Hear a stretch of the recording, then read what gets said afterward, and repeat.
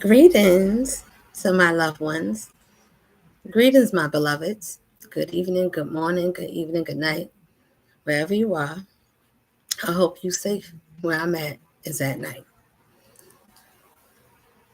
The title of this video is called Words of the Wise Woman.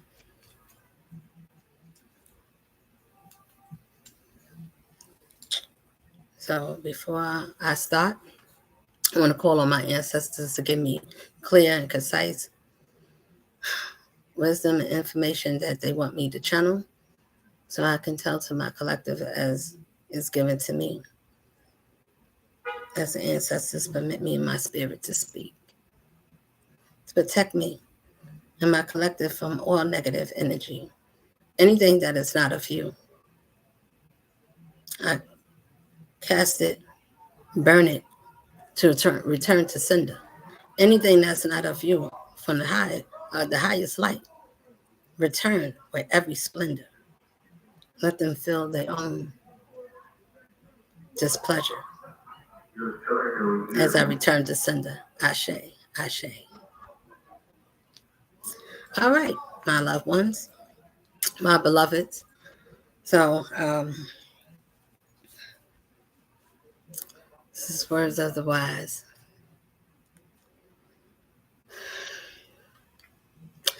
As I speak, I'm gonna take my time because it's things I want us to listen to really to think about. So I do my best to not to be too long.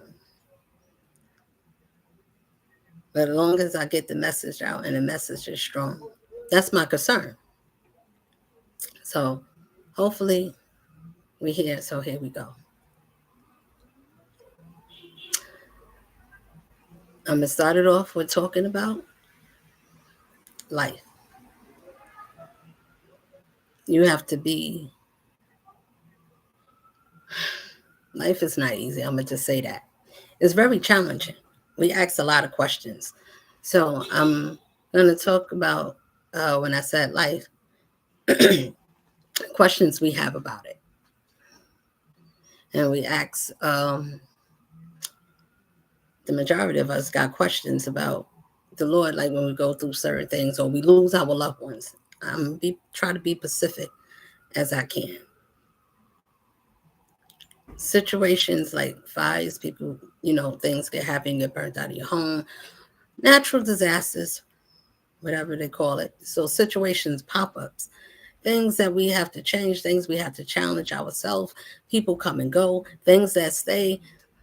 Some things remain, some things stays the same. Either way, you got to be whoever it is that you want to be. You can choose to want to be the same, no matter which way the wind blows, no matter which gets taken away. If your life is there and you get away, or you survive, and you couldn't do it yourself, there's got to be something, a power, something, even if you can't see, something surely is watching over you to protect you. If it was something to crush you or to take you all away and you still remain, even if you're the only one, then surely that you have a purpose. There's a reason you remain.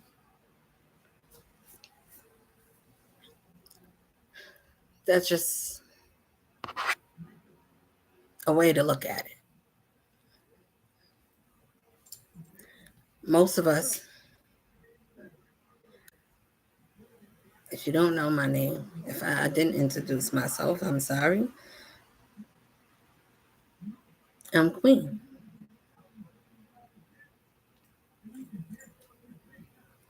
Protect my energy, protect my space, protect my energy, protect my space, protect me. And highest light to the sun. Thank you, Lord. Ashe, Ashe, thank you, my soul tribe family. I'm sorry if I wasn't speaking out loud. I was just giving grace to my soul tribe, my spirit team. You got to have a spirit team, people. You got to have one. I'll tell you why. I'll tell you who's your spirit team. Your first spirit team got to be you.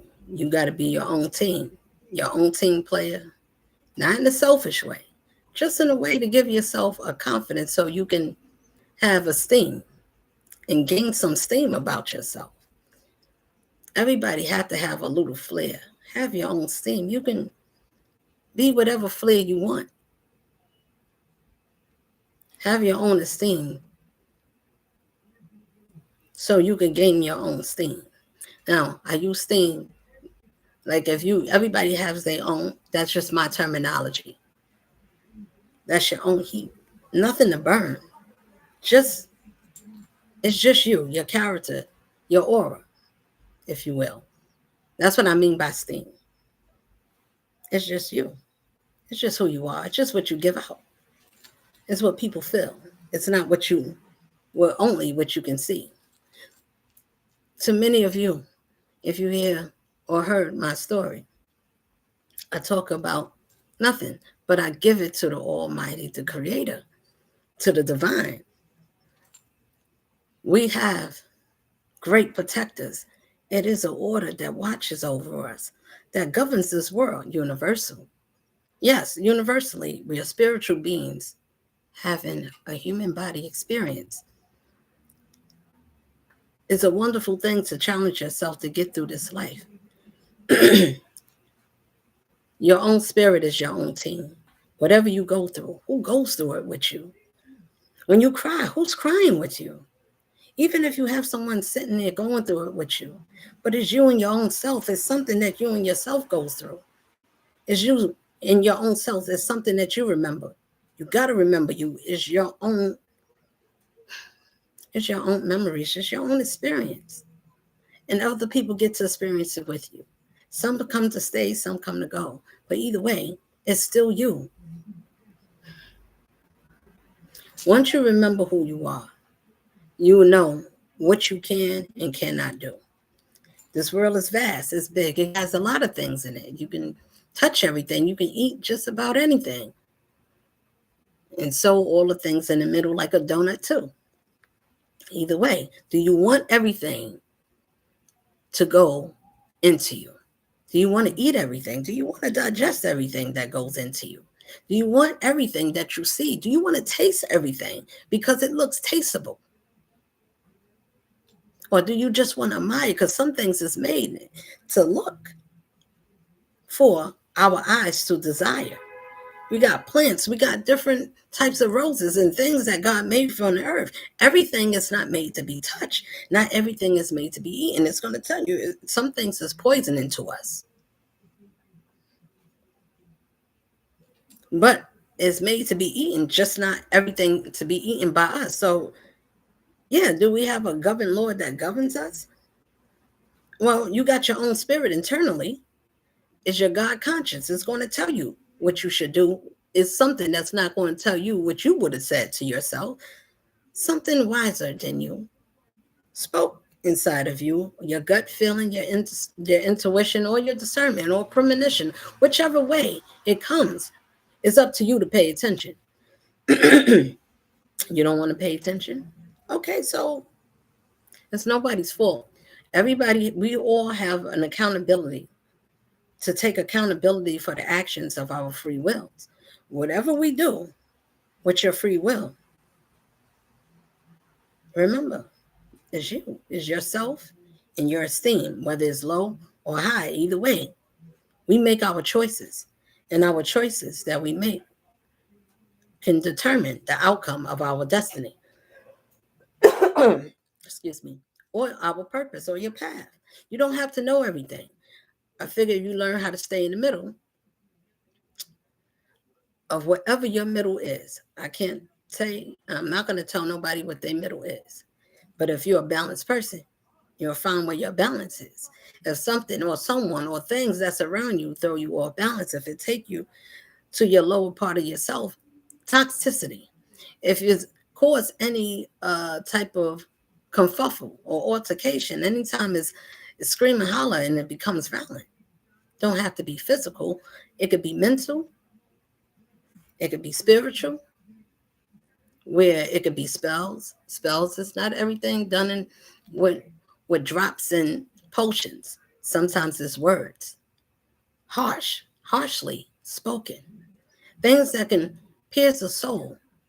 That if they spirit that they're sending it to is not stronger than whatever it is that's coming to that one. Everyone is not touchable. Some people went through some things and they went through their dark and they healed themselves and made themselves, or most people want to call it smart. I like to say it that way. Smart. I like intelligent.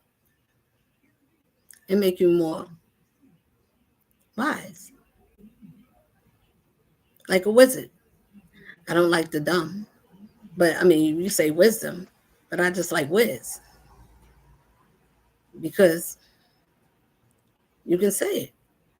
You're as wise as some, or as many as most. It doesn't matter. You can choose to use your words the way you choose to use it, but the way you use it is different because it's you, because the way you use it makes it you. Everybody got their own terminology of expressing themselves. We have our own way. Can you catch the flavor? Can you catch the wave? Everybody got something, and not everybody came here to be a slave. When I say that, that means a slave to yourself, a mentality of a conditioned system that tells you how to govern your mind. So when you think we got free will, is it free or is it brought?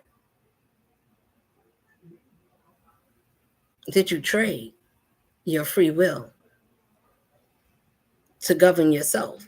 Anytime we give down or we look down, Archangel Michael, protect me as I speak.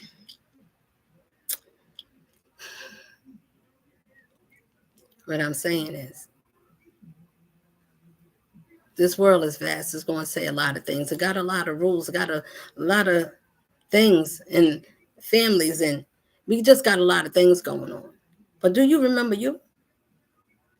If everything is going wrong, and it is a storm, do you protect yourself or do you reach out for someone else if you're not planted or guarded? You don't have to have everything. I'm going to use myself. I don't have to have all the necessities or whatever it is that people think that something has to be glistening. Something should be magical. Something should look like you should be driving. You should have a whole lot going on if you have all of this wisdom. If you know certain words and if you can share some things, how come your life is not living that example? Now, listen carefully. The ones that say that is also, you will have people, if you're wondering why things is not going right, and your self-esteem is in an upright. You are conscious. You live in a conscious way. You want to flow in this life. It is two ways. Let me make sure so you can see two fingers, right? Okay, it's two. It's two ways to live this life. You can live it the fast way, take the shortcuts. You can stay in a safer fast lane, or you can go in a narrow road because you believe that's slower. And learning your journey, I chose to go the slower way.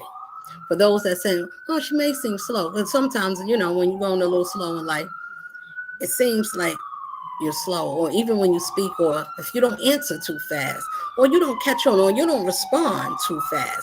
If you don't respond to everything, or you just, I just let it roll. Unbothered. Something is happening.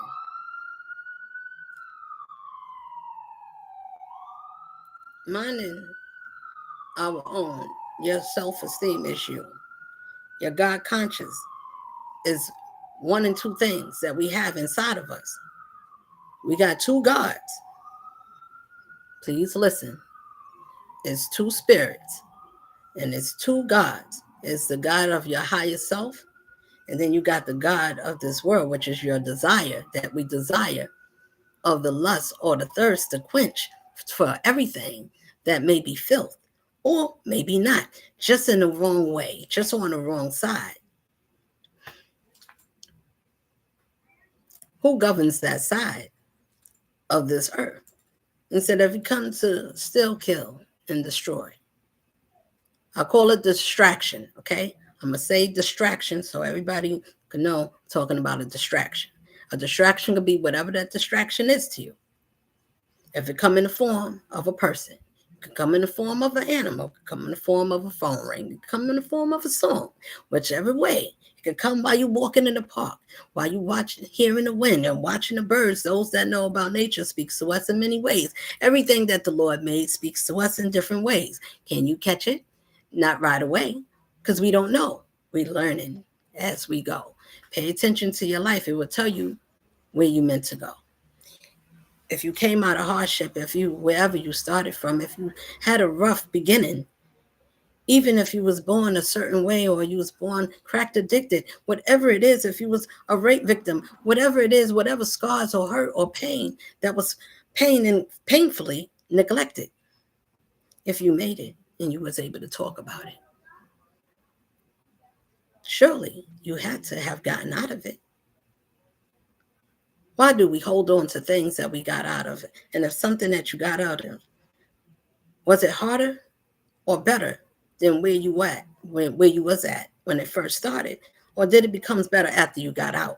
If something happens worse, but something out of that worse became better, why do we hold on to the things that was worse and not look at the things that made us to be better? Why don't we hold on to things that is more positive and to have more hope to see our life? Oh, okay. I didn't know how I was going to get through there or how I was going to get out, how long it was going to last. I didn't like the situation. I didn't like the way it made me feel. That's something universal. You don't have to be specific to be able to have the same experience. But if we have the same feelings, can we not identify with each other? If you had an experience of being locked up, but it wasn't locked up physically where you had to be fingerprinted, you wasn't behind bars, but you was locked up spiritually, mentally, you was trapped in yourself. Isn't that the same thing as being locked up? If you being stuck and you can't move on? Either way, if we get stuck, you can identify all for those measures. You don't need to have something written on a piece of paper. Hey, do you got any proof? Did you take a picture? Do you got any? How does that look? What does it look like? Some things you can't take a picture of, is what I'm saying. Some things you don't have tangible, physical proof as yet. But I'm going to tell you, if you get your best proof, will be your own gut self. But if you in your righteous state of mind from your lower state of mind, when you was living a karmic life and you wasn't living your best self, you was doing all kinds of things. You was taking risks with yourself. You was not being careful with your prize that God said, don't give what I gave you away. I made y'all to be precious in my own special way. Let me send you somebody to love you the way that I love you in my own special way. That one would never leave you, would never put you down, would never deceive you. Why won't you wait so I can give you someone that comes from me? Why do you have to go on dating chats and look for people to see who you can meet? Why don't you be patient? Why don't you wait for me? Why don't you like the way I made you? Why would you change parts that I made you in my image to see how people would love you just as I made you to be? Why can't you care enough to think of me that I made you a certain way to see how people would treat you? Are they looking at your body shape? Are you looking at your size? Are you too fat? Is your legs rubbing? Is your stomach shape funny? Are you too slim? Are you just right? But it's your spirit. If you have all of those things and I made you to see why you should love yourself, if I made you a certain way, you should love yourself because I gave you something inside. I didn't give you a beauty just to look good or only to say, oh, he's fine. I want that man. He has everything. He has a job. He has a car. He has good credit. Oh, I want that woman. I want that man. He's mine. Okay. So you talk and say, wow, I think we got something in common. That's where the problem is. My common people. I'm saying because I did the same and almost thought the same because I thought like everybody. I'm like everybody. I'm just I'm just people. I'm people like people's people. Everybody got something good or something that got a way about them. So I learned, don't judge. Why you don't judge? Why do you want to judge? Who are you judging and why? This world judge us all. Either you rise or you fall. Is the determination of where you want to go. Whatever choice you want to choose to go, you want to try. Oh, I think I want to get into whether you want to get into driving because you want to get your A class, your A license, right? You want to drive a truck, whatever. You want to whatever it is that you want to try. You never tried it before. You did. You want to take a leap of faith. Something in you surely has to tell you to have enough confidence that you can pull it off because you got to use your sense. Why? Because that's your business.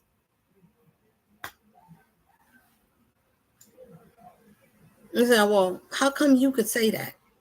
Because when you get through some things and go through some hurdles in life and you've had your dark side, you've seen some things, even as a child, and things was hindering and blocking you. When you're being sticked and broke, you don't know it's not a physical thing all the time, but your life is being placed and swerved around a little bit. One thing I learned, I said, who's going to use? Look at the people that's connected to you. It's not a mystery. It's not like it's not the same as going to school. Objective, boys and girls, get your books, get your pens. But if I'm saying something, if you want, you can write it down if it's helpful for you. I'm telling you, you have to still have something about yourself to say whatever it is that you want to try. You got to have enough confidence in yourself to even want to do it, is what I'm saying. I'm going to school. I went to a lot of schools. When I got 18, I wanted to go for the gusto, whatever it is. I can try this, I can go here. And whatever I wanted to try, I made sure I kept one thing. If you keep something that you know about yourself, is it everything because you can and because you're an adult? We hear this a lot. You're grown. Why you can't? You don't want to hang out or you don't hang out? Sometimes I said it twice, but work with me. If you're ever walking down the street for ladies and maybe 10 o'clock or whatever clock it is, and you walking down the street, you're walking down the block by yourself. And before you know it, now you think that when you look back of you, it's clear. It's just you walking down the block, whether you by yourself, but usually if you by yourself and you get a gentleman that comes along, hey, excuse me, can I go with you? It's not high. Don't introduce himself. Don't say, excuse me, miss, may I talk to you? Hey, can I go with you? Go with me where? Where you want to go? Are you going home? Can I go home with you? Now, men and women, I'm gonna stop right there. And they ask those questions. Anybody that has a mind before you say yes or no, before I'm gonna say some things. Of course, it's a no, but the thing is, before you walk away, I'm gonna give you something to think about because it happened to me, but I know I'm not the only one. So I'm saying, give him something to think about. Do you know where I'm going? You going home? Do you know who's in my home? Do you know where I came from? Do you know what I've been through? Do you know what I can do to you? No. Okay. Every beautiful woman, if you use your eyes only to ask somebody, can I go with you? Or can I go to your house? You don't know who's there. You don't know what you're walking yourself into, even if it's the test.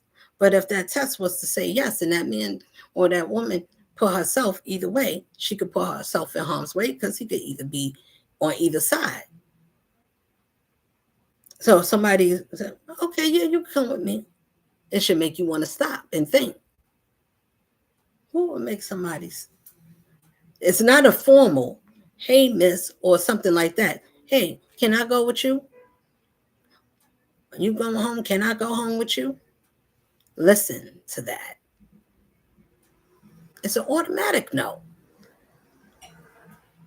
I don't know about, people say, well, if that's a red flag. That's a big no.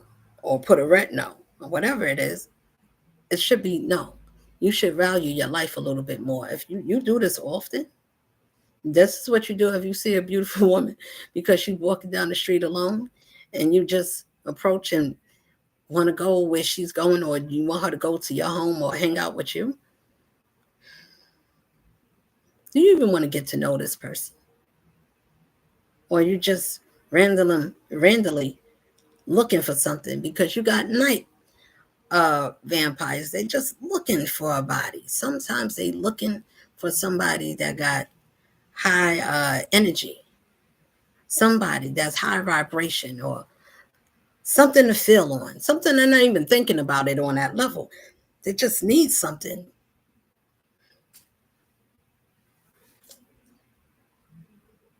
Temporarily. So think about it temporarily. Do you want to? It's not a long speech. When I said to the person, I just give them something to think about. You shouldn't take chances with your life like that. You don't know what you're walking in on. You don't know what a person been through. Certain things may trigger certain people. Some words may do something. Something can happen to either of you. To pick up something because it looks good, or to hang in areas and do chances and take things in our life. Those chances right there. That's a lesson. I could have, if my mind and my spirit is weak, the man could have been handsome and nice looking that was walking up on me, but he didn't approach me in a way that was respectable for me. So do you give it a chance and a number? No, I'm gonna send you away very nicely with something to think about, because you need to think about your life the next time you see something walking or someone pretty or attractive. That's for a man or a woman. It's for either or for both. Pay attention. It could go either way. We should be careful with our bodies, especially in this day. There's a lot of things that's happening. A lot of strange things. It's coming to a more spiritual sense. It means that portals is open. More things is able to sink in, to enter you. If your spirit is not guarded, and your heart and your spirit is not in line, if you don't have good karma that's on your side, oh, it can be painful there. And it's not just pain, it's a redirection, a reconstruction of our old ways of thinking. To renew the mind is to be renewed in our thinking. So whatever we was learned of a certain old way of tradition of doing things a systematic type of way. Every day I fold the towels this way. Every day I take a drink this time. Every day I take a little wine. Every day at 3 o'clock I sit down, I feel fine. Whatever that is, that's repetition. I'm not saying that we shouldn't have a rhythm.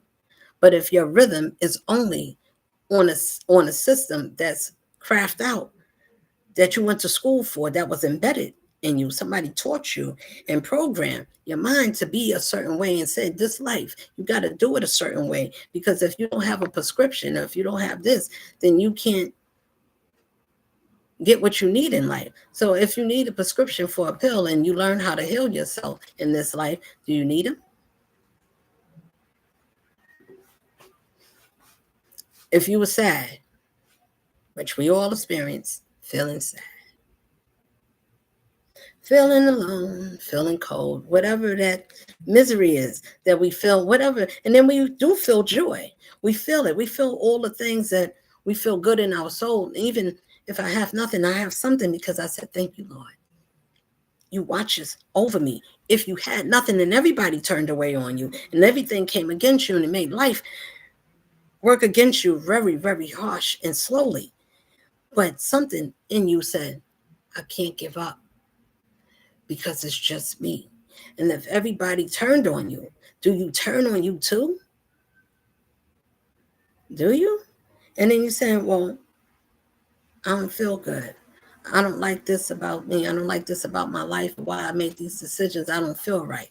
If you was a lowly, if you was uh, a disturbance to yourself, if you sabotage yourself, if you're a person that didn't make good decisions, if you made yourself feel worse, if you was at your worst and you did all the things that you can do, you marked up your body, you cursed people, you yelled and you screamed, you did all the worst things that you feel that you can do. Did you try something called love for yourself? Because something loves you more than you.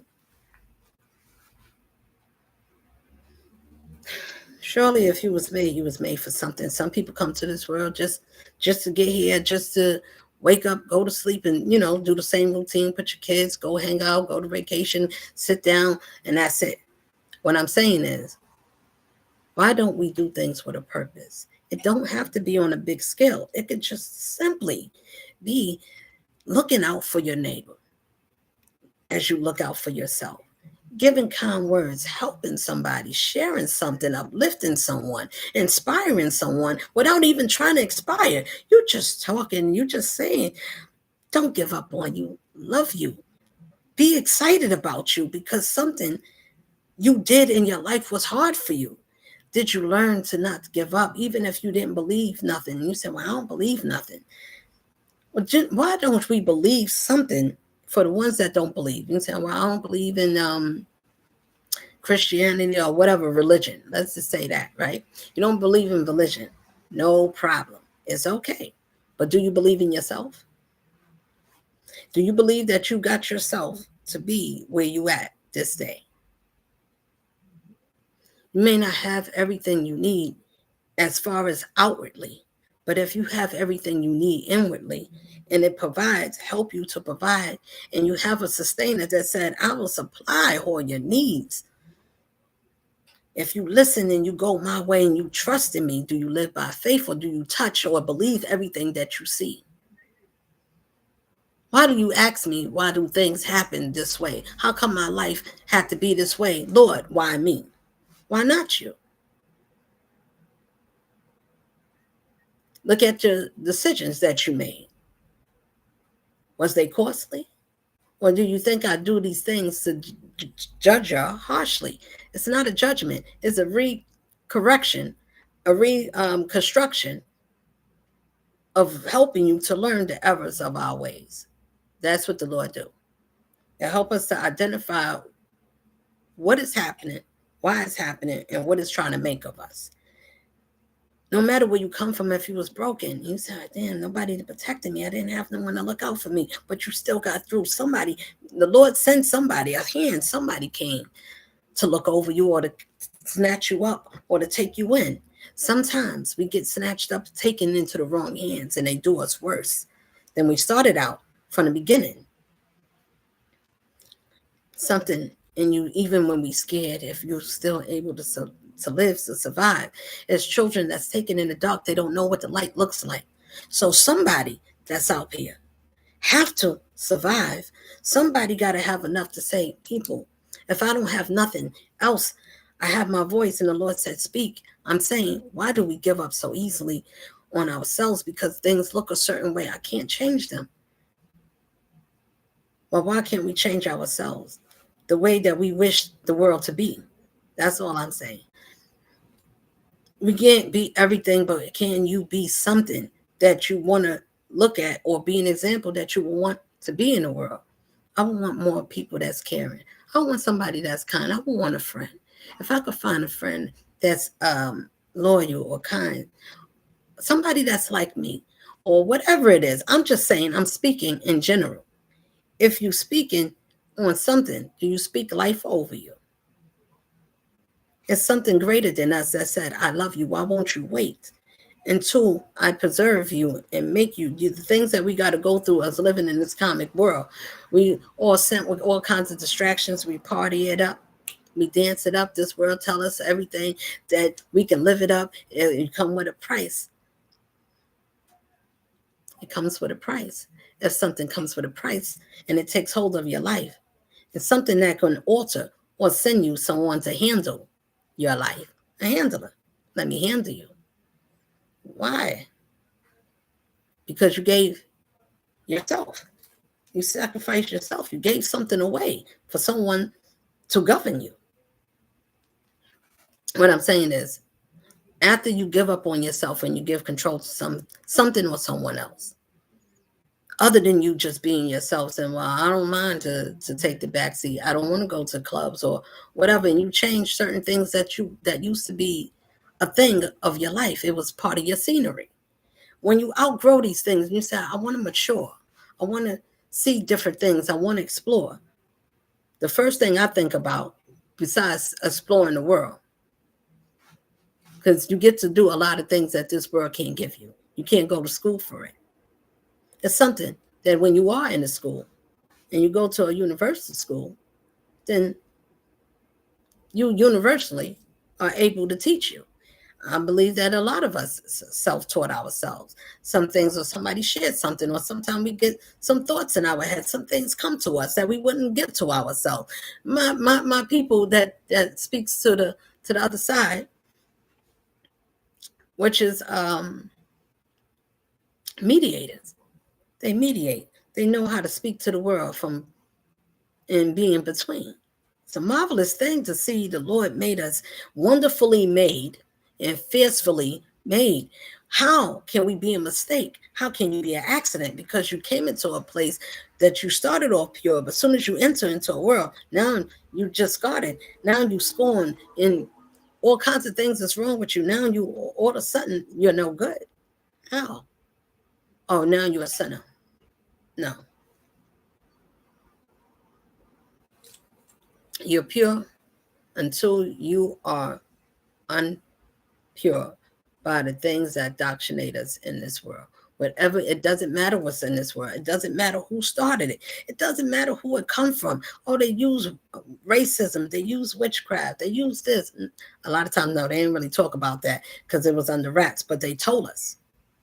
It's hidden in plain sight. They walk among you. Who is they? Who do they look like? How can we tell? They look just like me and you. They got a different spirit. That's what separates us from them. That makes us who we are. Us, and then it's them. So, well, how do you know who's us? How can we tell who's them?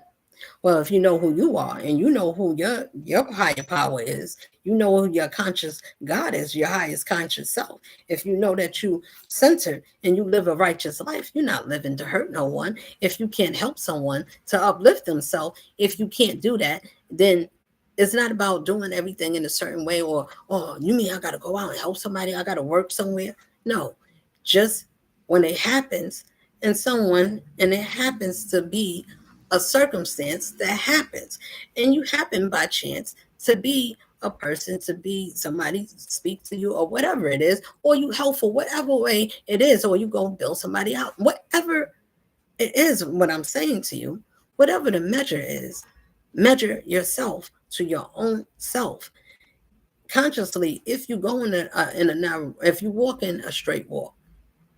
Now, straight don't means for some people like, oh yeah, true, that you a stiff or you kind of bored, or you may come across and seem like that, laid back. You don't already had enough action. You're ready for a different type of action. You don't know what that action is. It's just not the action that you was accustomed to. So after you did all the things you did, and after you learned all the things you needed to learn, you touched what you wanted to touch, and you realized, I don't want to touch anything else because the Lord said whatever it said, or whatever you needed to do. And you had the experience. I'm going to keep it simple for my people. Whatever it is, it was your choice, your experience, your free will. You see how that go? You get to experience if it was right for you. Did you like it? Would you do it again? No, I wouldn't go there again. I don't like that. I wouldn't go on that ride. I wouldn't eat this food again. I don't like this restaurant. You see how we got choices? We have choices. We get to, it's about choices and seeing what we like and see how we feel when when it happens or when you taste it? Do you like it? Is it something amazing? Would you want to do it again? Would you want to try it for yourself? Or is it something that you would eat, but not if you wouldn't cook it, but if somebody else made it, you would eat it. You like it, but it's not a thing that you would be like, oh, I want to make it for myself. We have choices, what I'm saying. So why do we give up on ourselves just when you feel like you're ready to give in, my people? The things that make us, I'm going to say for the ones that end up by ourselves, they call us a lone wolf or, something like that. Or a lone walker, or whatever it is. A lone warrior, whatever terminology you want to use, but you're alone. And you like being alone. Like myself, let's say you're a person like me, you don't mind enjoying going through life, whether you with a group, but you don't mind being by yourself.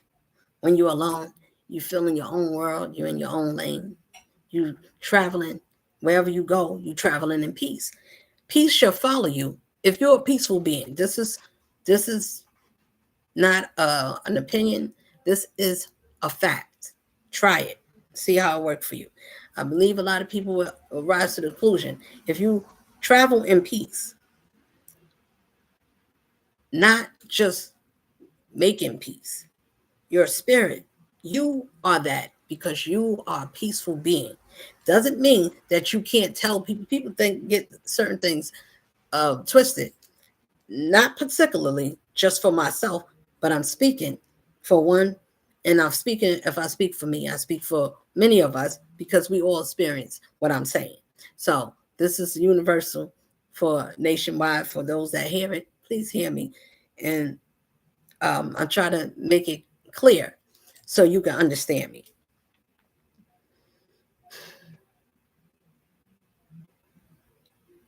Having something about you, regardless against whatever comes up against you, we will have to see what it is. Either you got two choices. And this always get me confused when I do it like this, right? Two. See, people, two. It's two. As many roads you could travel out of that two. You can be either one or two. Pick which one, because two can actually work for you depending on what it is. Be careful. You can pick number one or number two.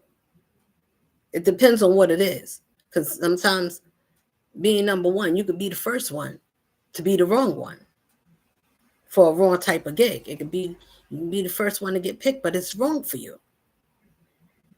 The other option, number two, was better for you. You see what I'm saying? That's why I said, be careful. It could be one or two. You got to use discernment. One of them could be good for you. One of them. So you have to use your own discernment. What is that? That's your own intuition. That's you analyzing, is this a good fit? Is this, whether it's a person, place, or thing, is this going to be worth taking me where I want to go? Is this going to be a good experience that I'm going to enjoy? Is this going to be something I want to do for a long time? Or is it just for a short time? It's just something for me to do. Something for me to have. It's somebody or something or a job, a little money, something to get me through. Whatever we choose, if it's little or big, that's the value that we put on our own spirit. So whatever energy that is, it doesn't matter how many people you feed. Don't matter how big your house is. Don't matter how nice and how many men or women you have. It don't matter how many things of the world that you got, and how many plaques and how many things you went to school, how many masters you got, how long you sat there and learned and studied to teach yourself about accounting and the things to get ready to work for a system that is not working but controlling us and telling us we got to pay all the time, everything, but we don't pay enough mind to ourselves. We get everything outside ourselves, get some here and put that on and mind and analyze it more than we analyze and enjoy ourselves. I love myself, so I encourage my ones Why don't we love ourselves? If you find out how great you are, how things you've been through, you're still standing. Why can't you find something, even if you feel bad, to say, God, I don't feel good, but help me to get to that good place. How can I get to that? You need to think about how many times in situations that you were saved and spared from. Surely you can find something if you go back and play your tape. Surely you can find many times something that the Lord did that you, if you know anything about the Lord works in mysterious ways for those that believe the Creator, then you got the God of this world as a power. If you can be able to govern yourself down in this world, in this realm, and be able to hire and fire, that's a power. If you're able to touch people and crumble somebody's life by picking up the phone and calling across the country, somebody pick up and they can shut everything down from another side, and wherever you at, everything gets touched. That's our power, right? It is. Do you want that type of power? Because it'll suck everything and cost you everything in this life. If you don't use your power wisely, you can be, everybody is a God of their own righteous. But if you choose the God of this world and you lead the way, that means that you are not using your heart. Chakra is closed. So if your heart is closed, how can you feel? How can you have remorse truly? How can you be kind gently and genuinely? It's not in you. Something is shut off. Something is darkened inside of you. Man or woman, please listen to me. Everybody, they said, I told you, they walk among us. And hidden in plain sight. So if you're looking at me, then you should see me. Those that is not from here is here. So what are you looking for? Are you looking for somebody to talk a different language, to look with pointy ears, to have big eyes, or to have unicorn? I don't know, a horn coming out. I don't know what you're looking for that is different. Some of us may be, but a lot of us look like you and me. They can deceive you easily. You see how they said, we come to deceive the whole world. The Lord said, I made you in my own image. We have both. We have both spirits in both of us, and we get to choose. After you come out of this world, say, come out. Now, come out. What, come out? What do you mean? Why are we walking around lost in the wilderness? Why do you think they use that? Because we lost and walking around blindly, because we asked for power, somebody to be in charge, somebody to lead us some way so we can see somebody. We need a leader. We need a president, somebody. We need something to govern over us more than we could govern yourself. If everything is more vast and it's much complicated, it's so much people, and it would be much more easier. So many people that would overlook themselves and go back in their life to see where the errors of their ways was misdirected. If you can do that, take account of that. That's called accountability.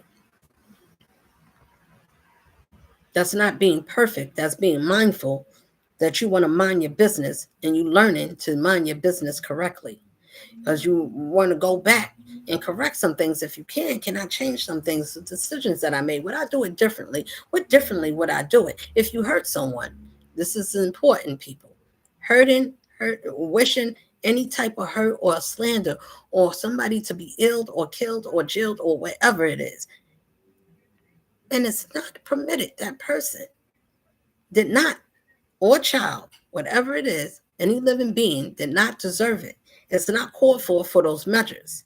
It has to be equal to the balance of whatever the force of that's just that displeasure. Whatever that displeasure is, and whatever deep that measure that comes out of that force of whatever that bitterness is, if the bitterness is more bitter and it's nothing in there, it's no remorse, and the ego is feeding the pride, and the pride is feeding the ego, and it's feeding with all kinds of filth, and hatred is festering. What is the sin for hatred and bitterness and envy and jealousy? As sin fulfills and it gets to its max, it's death at the end.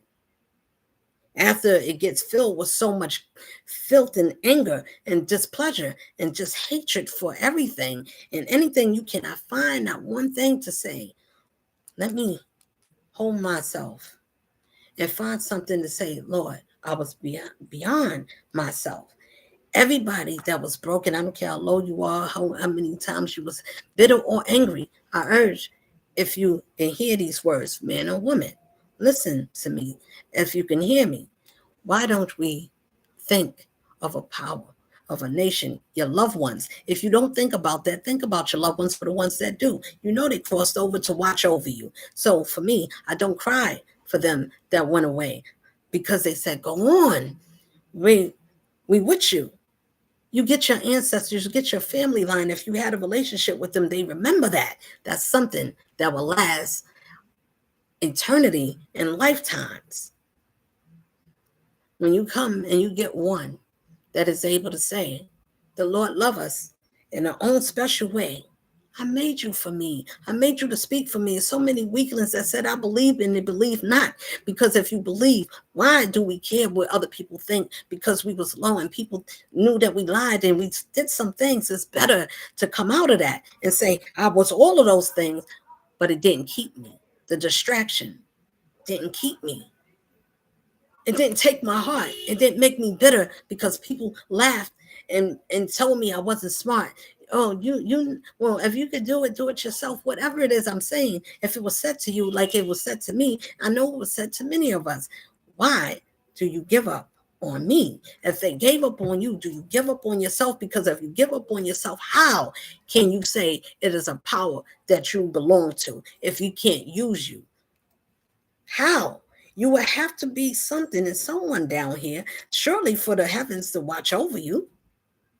You will have to be something, someone, whether it's important down here or somewhere else. And we will have to be something and someone that surely that the Lord said, I said you're important. Never mind them. They forgot me. Keep going. So if the Lord said, sit somebody down or move people out the way because they're not ready, or they couldn't come anyway, they wasn't going to get ready, they don't understand, you ain't got time to explain why you need to get yourself together, why you should analyze your life, why you got to let go of some things, because you need to better your life. You need to grow. I need to grow in my life. Oh, I didn't see you supersize, but you supersize in your spirit. It made you to live right, made you not to hold grudges in this life. Why do you get mad? Why hold on to people that be angry at those that don't have love for you? Do you need to be hateful to them? No, if you could spare them and get away from them and say return to sender if it needs be. If not, just remove yourself very nice and quietly. Usually this don't go the other way. Usually they flee because you have to walk away from a person like me. I'm not going to run because I know who I am. If you know who you are and you know who you work for, I work for a higher power. I'm on duty. I'm on call. If I'm there to serve, that's what I am. But he said, be careful. Everybody's not worth serving or helping. Every hand is not to take. Every mouth is not to feed. Everybody's not there. Everybody can't be celebrated. Everybody's not there to pat you on your back. Everybody's not there to kill all the time. They start off big. You start off with a boom, a bang. It's like a 4th of July. It's like the fires in the sky under the moonlight. It's wonderful. Got all the colors, like going to 42nd and watching the colors and seeing everything on TV. Oh, look at the lights. Like you're a tourist for the first time coming to New York, watching everything. I've never seen people before. That's how they get us, because they need us to pay attention to things that will block us. I'm not saying not to enjoy these things. What I'm saying is open your eyes. It's way more deeper than what your eyes are just seeing. Do you know why you're seeing it? Do you know why they show it? Do you know why they want us to be entertained? Because while you're being entertained, you're going to forget you. You're not going to work on yourself. You're not going to prepare yourself to armor yourself. So when we do come against you, and we're going to send people, we're going to send them to battle you. Some you want to see, some you ain't even going to know, but they behind your back, they fighting you. How do you fight if you don't believe that it's a spiritual warfare? I don't believe in spirits. I don't believe in it. It's simple. What spirit? I'm not trying to offend anyone, but what spirit are you if you don't have a spirit? What soul are you if you're a soulless person? How are you living? You can be a soulless person and still be living. I call them the living dead. So if you have them and then they make the movies and they tell you what they are, they said it's the living dead. Now you can look at it as zombies. Some of them are. Once you give up yourself, and they said, well, they sold themselves, you gave up your self-esteem. For what? Some people do it for a car. Some people do it because they need people to look and say, oh, look at that person. Look what they got. Oh, look at them. Oh, they made it very far. You must have did something. Oh, you blessed. By who? What God did you do? What God did you use to serve to get those blessings? You either use one or two. If you did it when the Lord do a blessing, you know that it comes from the Lord because it's something you cannot do or give yourself and you didn't make happen. It's something that works out for you. That you, if you use your life as I'm using mine, play your tape. How many times did God answer our call, even if we was serving or playing around with the distraction?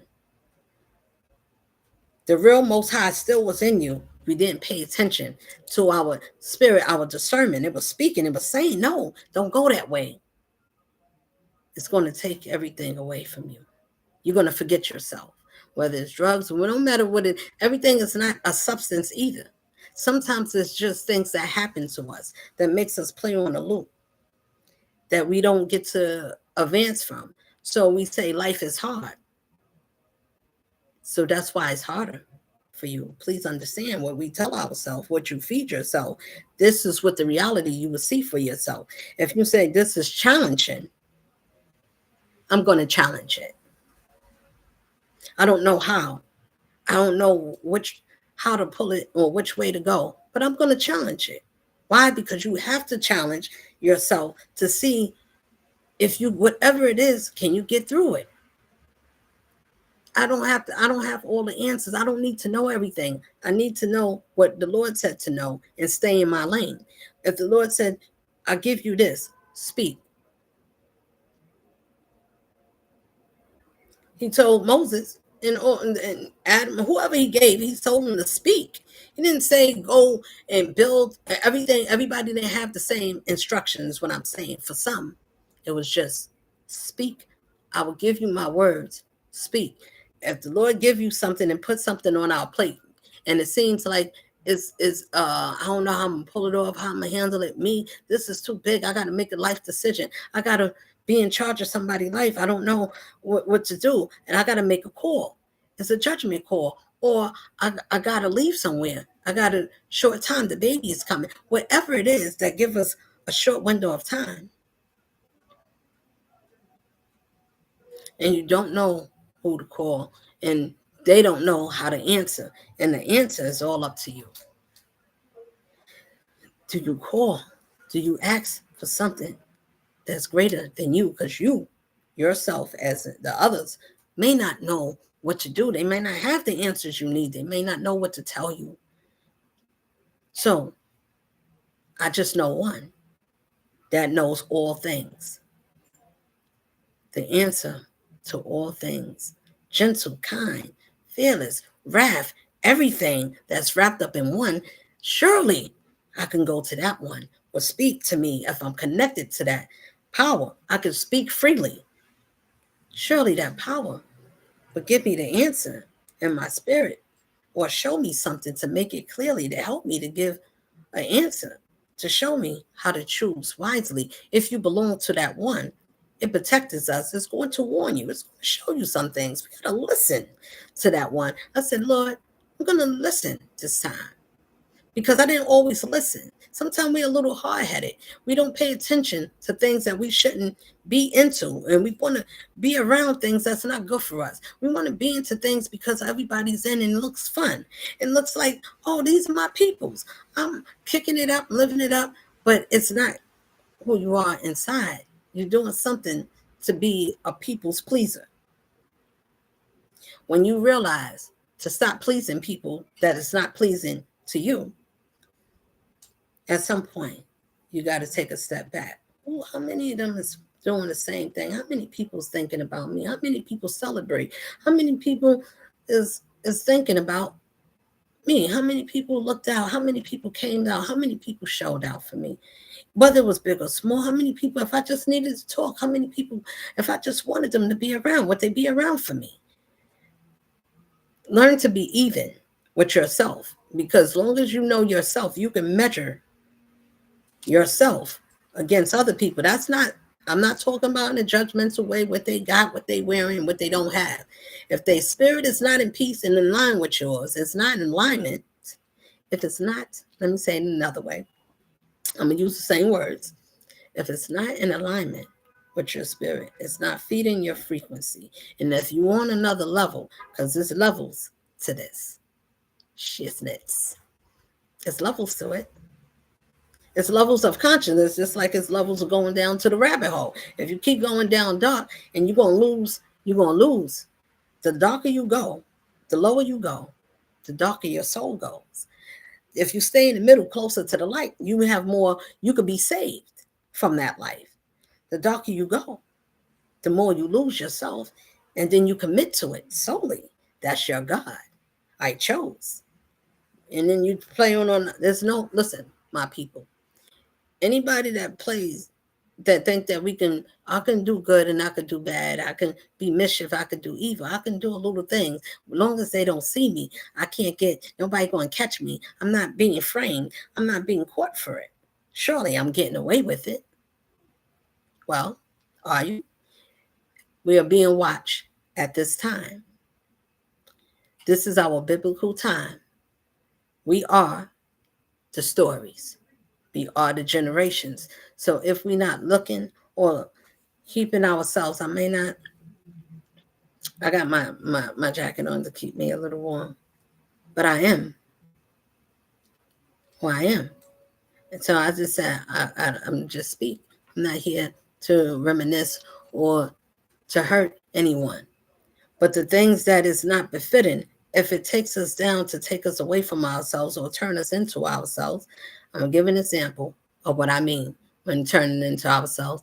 It's not as liberal as it sounds. It may sound like I'm saying same sex.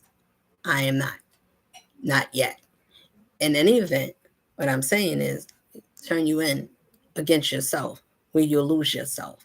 Once you lose yourself, or change, or trade, or sell, or do something to hurt or whatever to get up in this life or to get through, you want to be in control, the power to see things and be in a different position, or to be able to say, hey, you little, or to look at people from a certain position, or to be judgmental.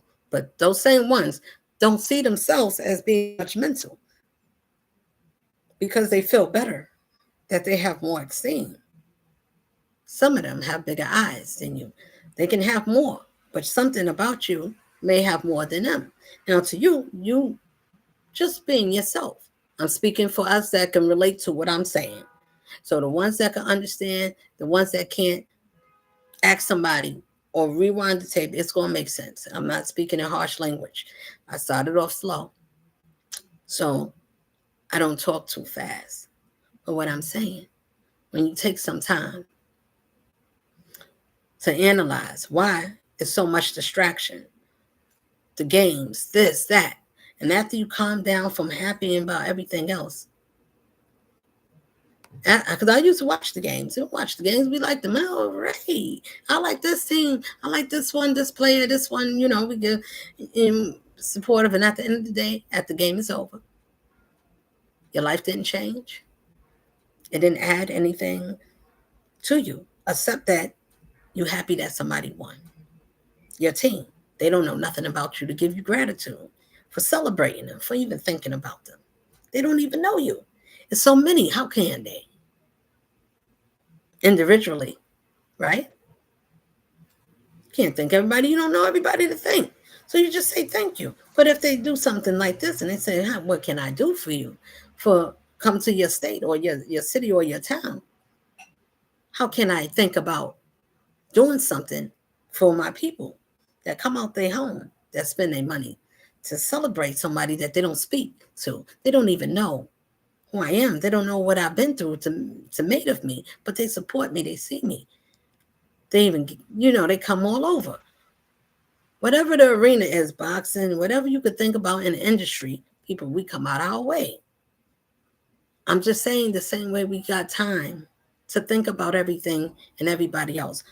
Why do some of us find it hard to spend time with ourselves, to go back over our life, to give some time to think about why we didn't think ourselves and hug ourselves and say, I made it through some hard things.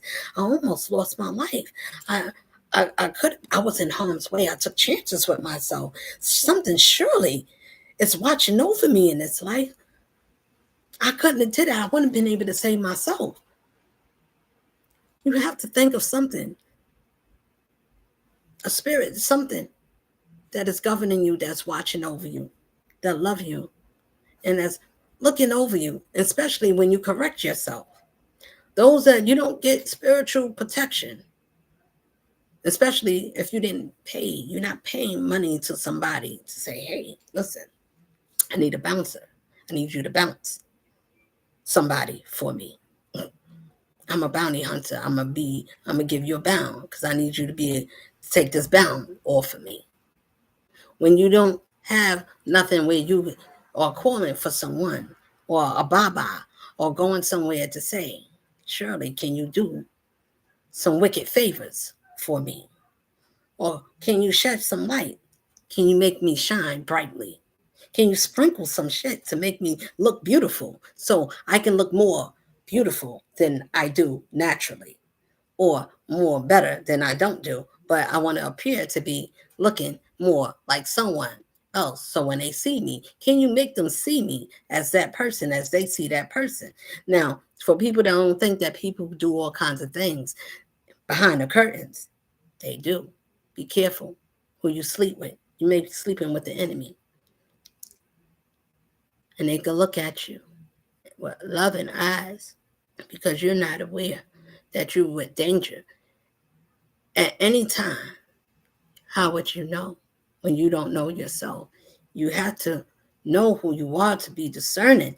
Once you get your discerning and you said, I understand why I mustn't make these mistakes, why you go through these things, it's not to put pressure on us and make life hard, because the enemy is doing that.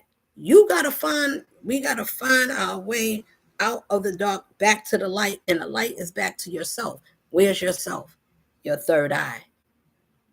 Oh, I don't have an eye boy there. I only got 2 eyes. I got 2 ears. I got 1 mouth. I got 1 tongue. Okay. So, you mean to tell me that you don't get feelings, you don't have an intuition, you don't get a vibe? The animals get it. If the animals and the sea fishes and all the things in the water and around us got something where they can feel that something, if they're in goodness, they're in a safe space, or if they are not in a safe space, your body should alert you. You should pay attention to yourself. It's going to alert you what you should and should not do, when you should or had enough. It's going to let you know if you pay attention. It's going to say, just like if you're tired and you're trying to stay up and the body said, no, we are shutting down.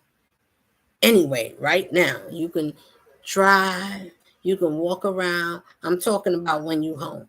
Now, even sometimes on your job, if you're sitting down, you can't walk around and you got to sit. Sometimes it's hard to keep your eyes open when your body has been up for a period of time. And it said, as soon as you get comfortable, you may not feel it until you sit down. It's going to take over. It's going to tell you what you need when you need it. Naturally. Now, if you got substance and other things happening, you cannot be in tune as you would if you was soberly. Now, I'm talking about sober. That's not if you had a drink and you still conscious, you still able to be on your wits. I'm not talking about when you are able to function, and you can still drive. You make sure that you wasn't going to be where you can't and put yourself or anyone else in harm's way. When you know how to temper yourself, you know how to balance yourself. It is possible to know how to measure yourself. Do you need somebody to handle you? No, you're drinking too much. If you ever have to get somebody to monitor you, they will monitor you and watch you. how much drink you drink, how you get when you drink, how you look when you drink, how you dress when you go out to drink, how you look when you're with your friends, whether you smoke, how much smoke do you smoke, what do you do? Everybody's there to monitor you. If you have a monitor to monitor you, if you're a person that learn how to monitor yourself, you would, I got it. I know what to do. I know my limit. I know how to take care of myself. If you made it to your 40s, I will hope so. If you didn't learn no life lessons by the time you get to your 40s, your 30s and your 40s and your 50s, and somewhere there that you didn't learn to take a step back, let me calm myself down as an older man or a woman, a younger man or a younger woman. We got a lot of older or elder people that's walking around. Now listen to this. They hitting in plain sight. You're not going to be able to detect it unless you're one of them. And everybody's not. So I'm going to say it anyway, because the ones that do and the ones that can, those are the ones that can understand. So I'm going to say it. There's a lot of older people, elders, that's walking around that's young. There's a lot of older people that is of age,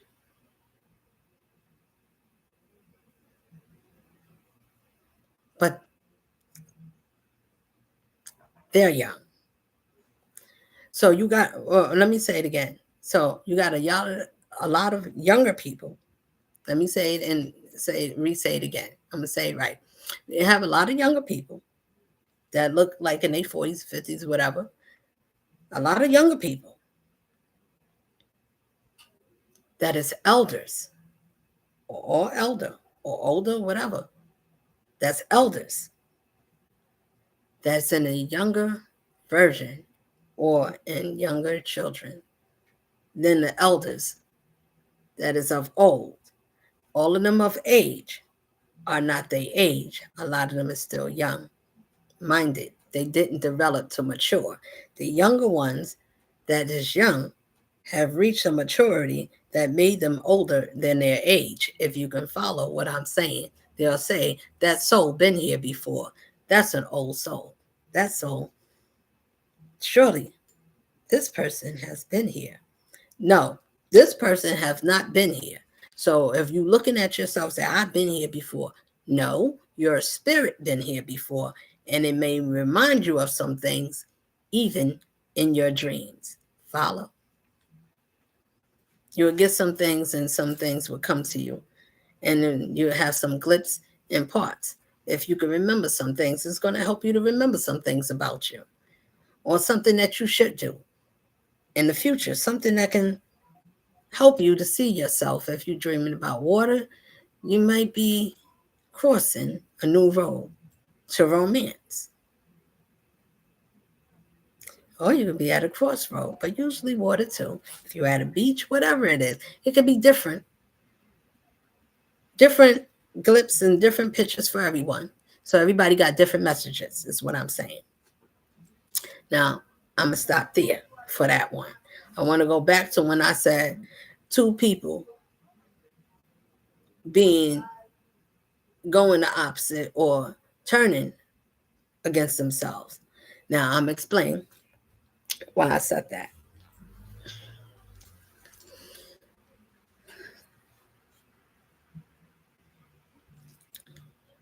Okay, so I'm quite sure we all remember the times when men was the breadwinners. That's what I mean when I said turning us. They flipped the roles, turn us into each other or against each other. Okay, so men was the breadwinners. They would come to be the providers and keep things in place from all the way from what you can remember all the way to when they started to change. And so they changed whatever the year was. I don't need to be specific. If y'all know the year, I don't have to know everything. I just know how to explain what I'm saying. So please, for some that watch me, how come you don't know the dates and the years for everything? I know some, but if you know where I'm going with it, I don't need to. Somebody else can keep the dates and remember the years when everybody turned and who turned what. I'm just saying, just follow. Okay. So the man was the breadwinner. So the man was the head honcho, and the woman used to be the women's of the house, homemakers, or mothers of the house. That's what it was. And you took care of the house. You really had a job. And if you had any job, your job was your home, was to nurture and care for your home. You can be a home, whatever it is, you can actually be a homemaker. You could actually make things in your home that qualify for that statement to be said, right? Whatever, how you want to do it, that's what it is. Now, later on, because this is a thing that they was getting to, they had to work it in little by little. So then they had to work the programs in. The secret, what's it? Something Mockingbird, whatever. What I'm saying is they had to work it into the agenda to get to a certain place, to change the order. So it can make us little by little go against each other. So they put the woman and they let the women start getting the jobs. And they start laying the men's off or giving them lower paying jobs. So the women's was making more money than the men for the ones that fit those circumstances, right? It doesn't matter if it was you. That's what naturally happened, right? Whether it happened to you personally, you saw it happen outwardly outside of you. Either way, collectively, we can see what I'm saying because this happened and it's still happening. So follow. Now, everybody is not doing that, but this is what happened to some in the majority, right? The woman gets the money. Now the man, she makes more money. So now she's in an authoritative role. What is that? Masculine. Masculine, what do? They provide, they protect, they structure, and they preserve. They're there to keep the order, right? If something goes wrong, they're there to fix it. If the woman is in that place, and then we are taking a take charge role to where we're bringing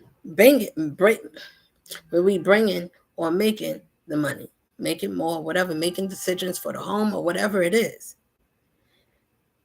If that woman is not centered, that man is your helper, or that man is not centered to understand the balance that we work together.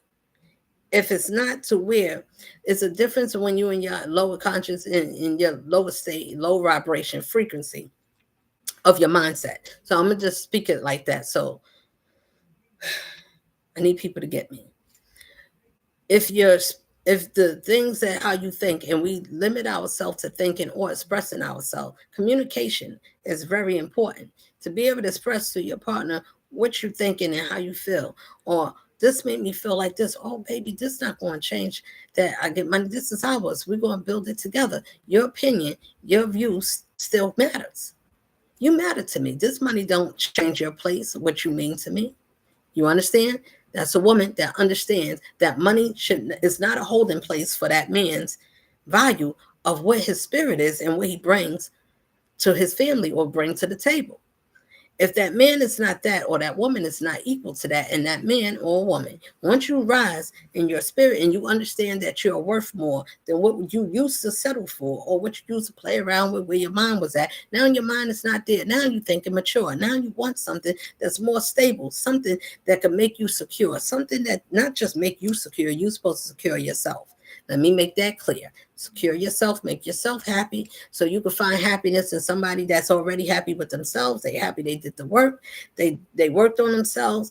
They understand that life is not, it's going to be challenging. It's going to be some ups and downs, but you'll handle it in a mature way. Why? Because it's something, if you wait for the Lord to do it, a lot of us did it. It doesn't mean that the world have to know about it, but the Lord did it for you. He sent somebody that was natural for you, that came from him, so they can love you the way that the Lord loves you, based on who you are and what you need and what your purpose is in this life. Anything else is a no, because we can do it. Oh, I'm happy. We did it. You can be happy, but was it permitted?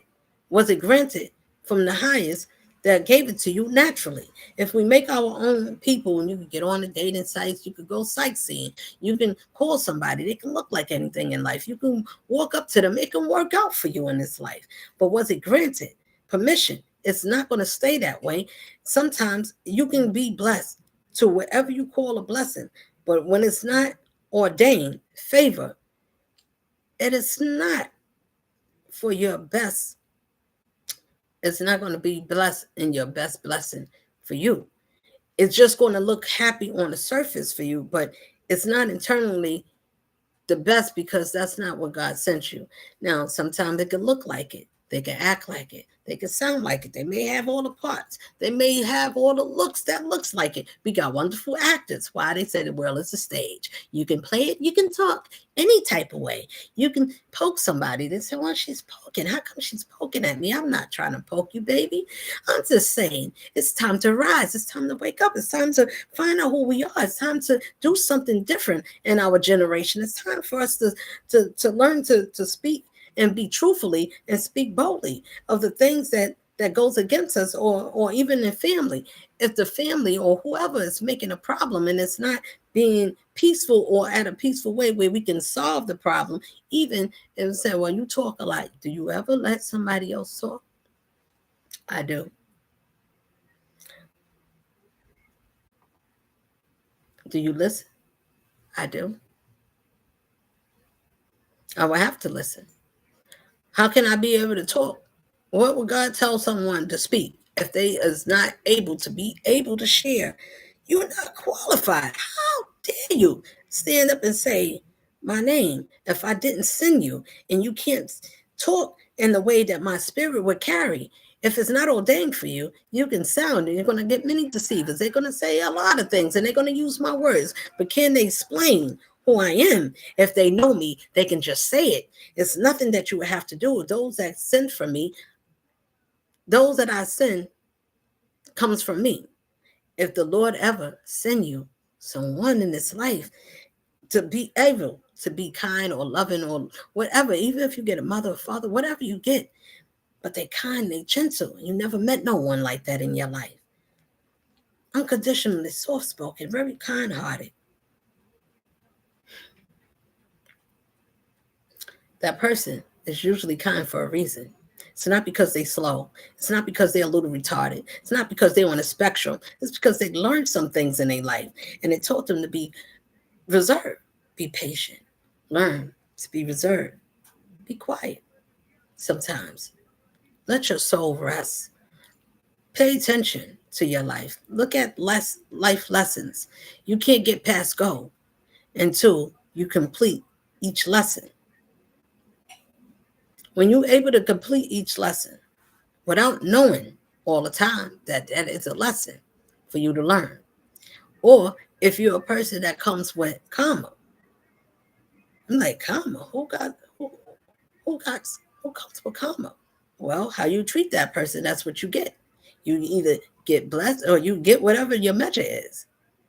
It's nothing they have to do. It's just something that comes with that person. They was born with that spirit about them that protects them, that gives off that spirit. Everybody. It's not messable, is what I'm saying. When you find your balance, that man will understand, that woman will understand who and what and why you are. They will learn and want to understand you, where you are.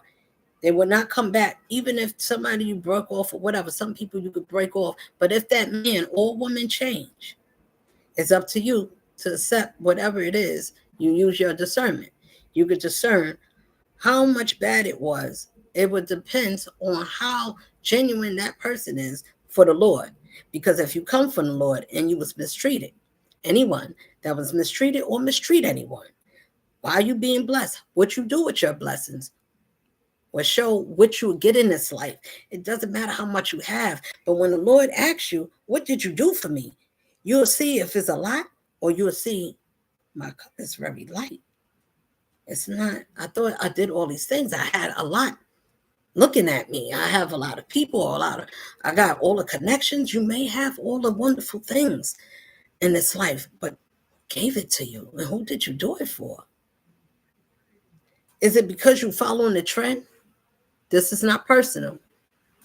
Because someone may hear that knows me may take it personal. But if it feels personal, if you take it some way, then it's personal to you. Then it's meant. Then I'm talking to you.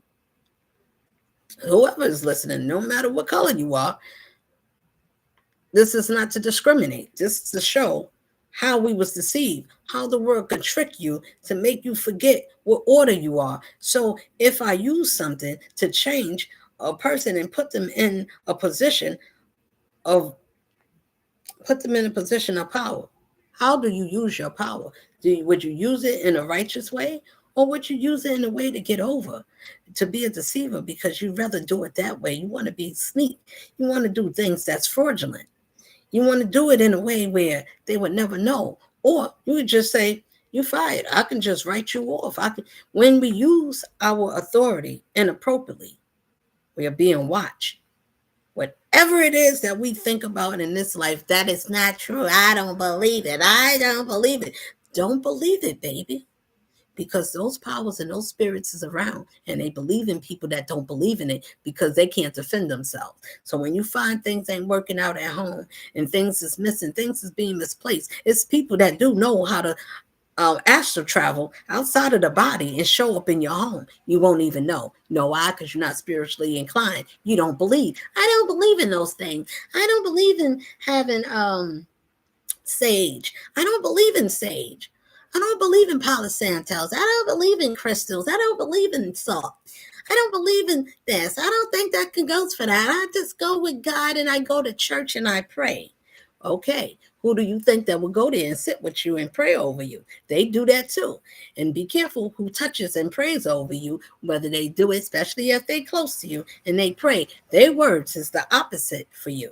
If they're on a distraction team, they will be there to distract you. You won't even know it because they do it lovingly. They're going to say all the words that sound straightforwardly. Oh, I bless you. I pray for this one, whatever your name is, Amy or whatever unknown one, John Doe, whatever you is. I pray for you to have all the prosperity. But if they serve the distraction, that distraction will be in disguise to sit down and watch you. Where you think the enemy will go? Why do they send broken people? Where do we go? We go right to the church, where the same block as the liquor store, down the block, around the corner. Whatever you know, those two things is around the corner, not too far from each other.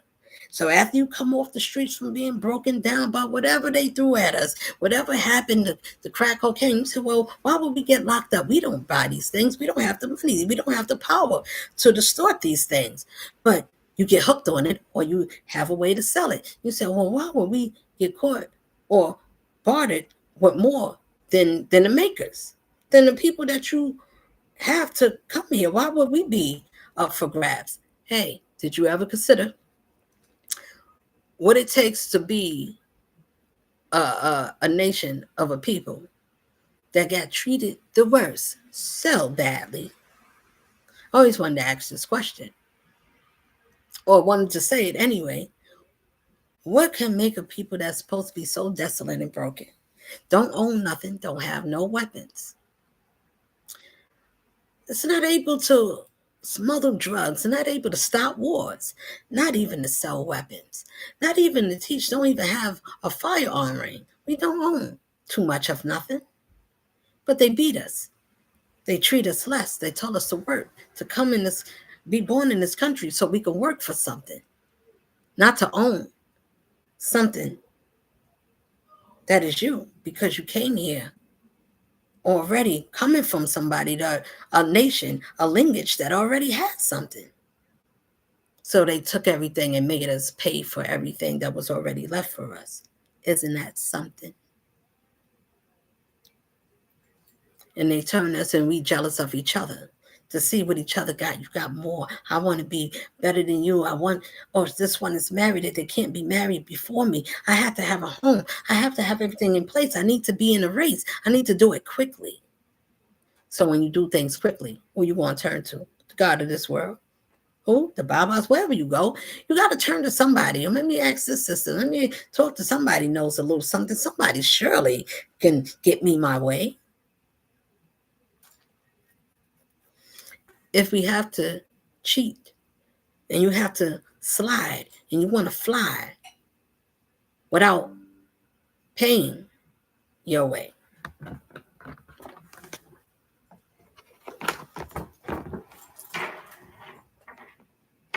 Oh, Hold on 1 second. Let me put my cord in.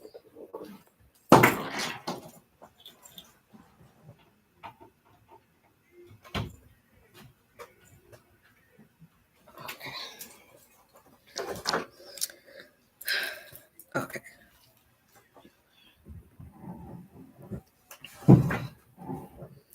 So I say that to say, if you, when we don't pay attention to some things about ourselves, I'm just saying, is a way that we could still get what you need or what you want. And I learned and I found a way to live this life. I wanted just to find a way. Can I live this life without hurting anybody, without stepping or taking away from somebody just to get what I want or to get where I need to go? Can I still show love even if I'm hurt? If things come to me, would I be able to challenge it? So I want to challenge it. I want to see what it's going to make of me. Not the people, the pressure that it comes with. What I'm saying is life is a dance. Dance with it. If you take a chance, and life will take a chance on you. If it's the best chance, use your discernment. If your spirit is in line, let me tell you, both light and dark flies and flock to the light because they need it. It's something that's bright they never had. They need it in their life. But then they can't stay there because their spirit is still into the distraction life. So they still need toxicity. They need things to incite them and troubles and things of backbiting and troublemaking and talking about people and things that happen. When you heard what happened with such and such, things like that. Nature's like that. Things that happen like that in this life. Being careful who you be with. The things that we see other people do. If you see somebody doing something wrong to somebody or to something or even to themselves, would you stand there and be somebody to be as a bystander and don't say nothing? Just watch them do the wrong thing to the wrong reason or to the wrong person or even to themselves. Would you even stop them? You being watched by our system is going to judge us by our frequency, whatever you put out, whatever energy and spirit that's lurking. Surely that's what you're going to put out. And if it's not justly and it's not right, I'm just saying, if it's not fear, whatever that is, animosity, whatever it is that is not in alignment of being in peace, and it's not gratitude, it's not forcing or sending out grace upon people, even the lost sheep. If it's not to rise or to speak good of, is what I'm saying. Surely you're going to get back everything you put out, especially if it's for someone that showed you love. Anybody that was kind or caring or anybody, or even to somebody that wasn't, but they didn't do something so drastic that you should want to take something from them. Or women and men, I learned, always get something, someone, or that belongs to you, or wait. Is a such thing as sharing, but it's sharing in a different way. You see, this is sharing. You don't have to share personally your loved one, somebody that you're intimate with. That's not what you need to share. Clothes, you can. You don't need to if you don't want to. It depends on who you're sharing with. Everybody and everything is not for everybody to do or not to do. It's not to say, well, if it was me, I wouldn't share my clothes. I don't do that. I don't even share clothes with my daughter. I don't even, you have that preference. You may have that type of bond. That's where you are. Everybody is different. Everybody got different chemistry where they tighter than other times, but it should be never tight to a mother, daughter, friend, or anybody that can share your man or your woman. The ones that do, and we take chances in this life, I'm just saying that the portals are open. That means that the ones that have been doing witchcraft under the moon, for people that do, they believe it. So whatever they believe is, and that power that they believe, they use mirrors, all kinds of things that you can't even imagine. A spoon, salt, a jar, they do all kinds of things. I know of it. And say, well, did you ever try those things? No, because I don't worry about going and looking up on people and doing those things. There's better things to do. There's other things in this world to be seen. There's things that this world couldn't have gave me, couldn't have shown me, that if it wasn't for the Lord to show me, Even if you say you want to travel in your dreams, or even if you think and you can see some things, you get downloads, we up. They speak, you can hear them. It's a wonderful thing to show God's goodness. So when people say spiritually, a spiritual way of living, oh, I don't believe in that. Well, it's called a free way. It's called thinking your way. It's called believing Yahweh. And that way is the God that you believe, that you know that is heaven up above, that lets you see different things and different gods, whatever it is. You can see some things that this world didn't show you. You can see some things around that's under the ocean. You can see it's things that live that is differently than the things on the life creatures that they show us. And surely it's other life.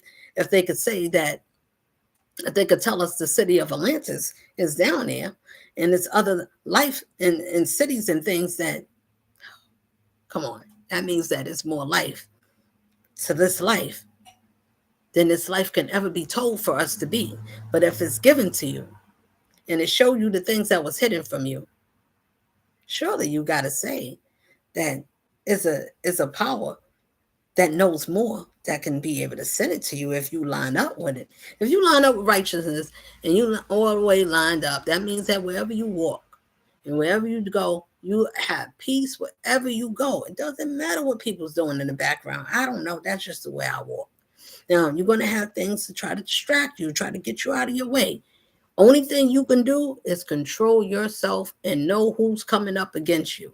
If you know that somebody's coming outside to come and do whatever, if you travel in the street and you bump into someone and somebody takes it a little bit above and beyond, but they didn't come to, they don't have to fight you, they're not, but if you join in, you are escalated, then it might be where a person will want to fight you. But if you say nothing and you make peace and you squash it and you walk away and you watch that person walk away, you done did a righteous service to yourself.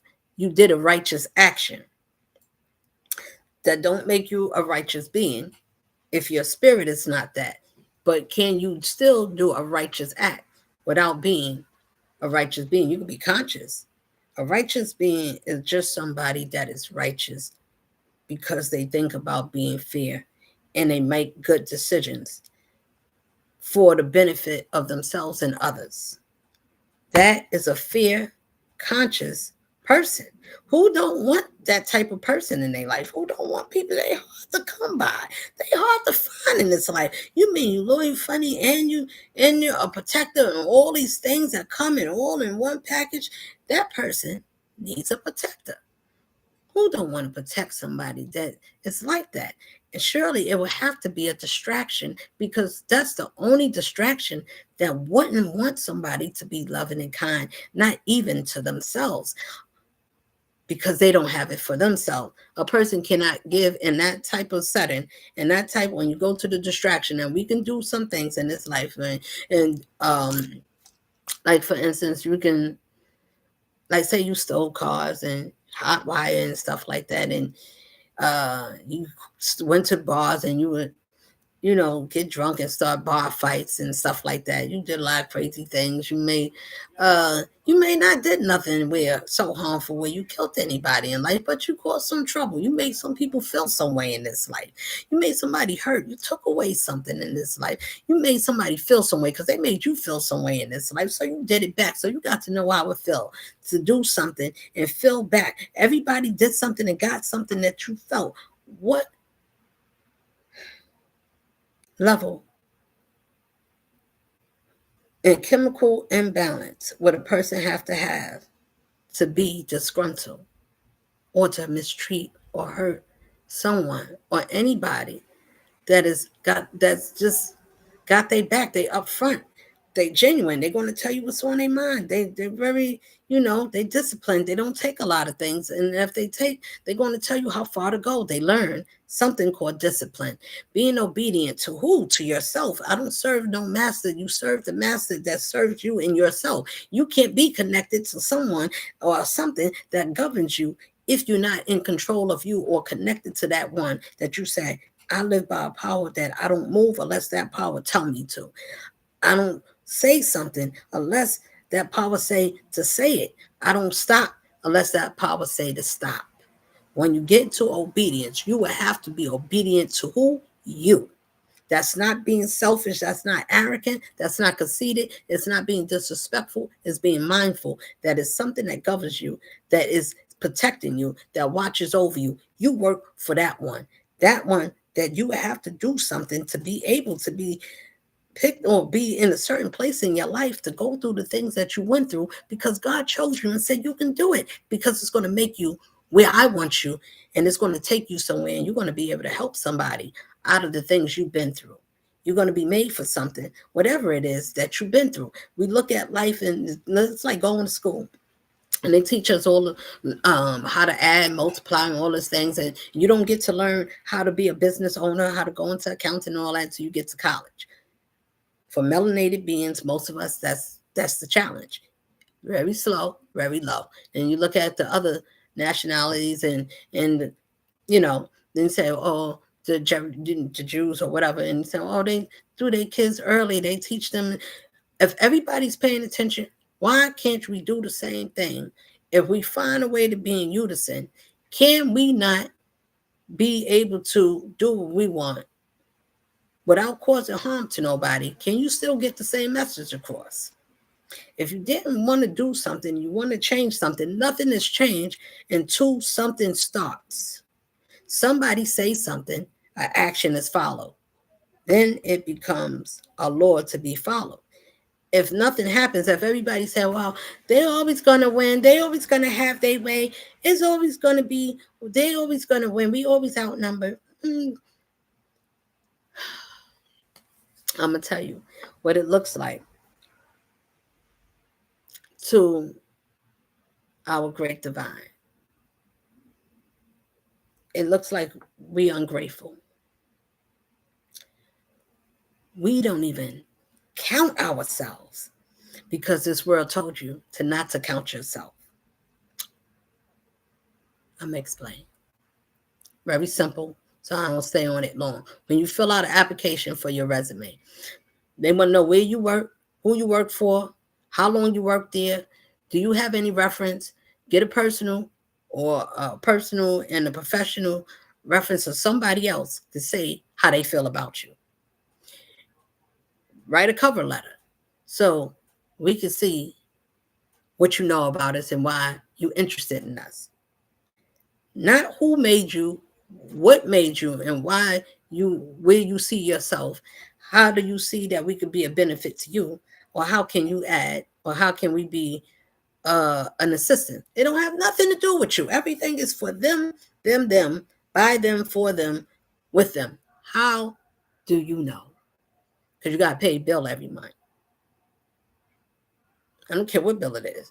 And some people are very happy about paying bills and paying things and paying for things that if it was deceived and everything was lied to or misconstrued, turned around, and we learned about things and people that governed a place that was already governed by righteous people.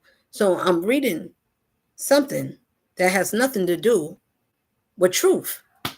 So if somebody speak differently and say something different from what we was accustomed or taught, and saying, surely the churches have to be corrupt. How can that be not true? Okay, let me explain. They movies, they tell you.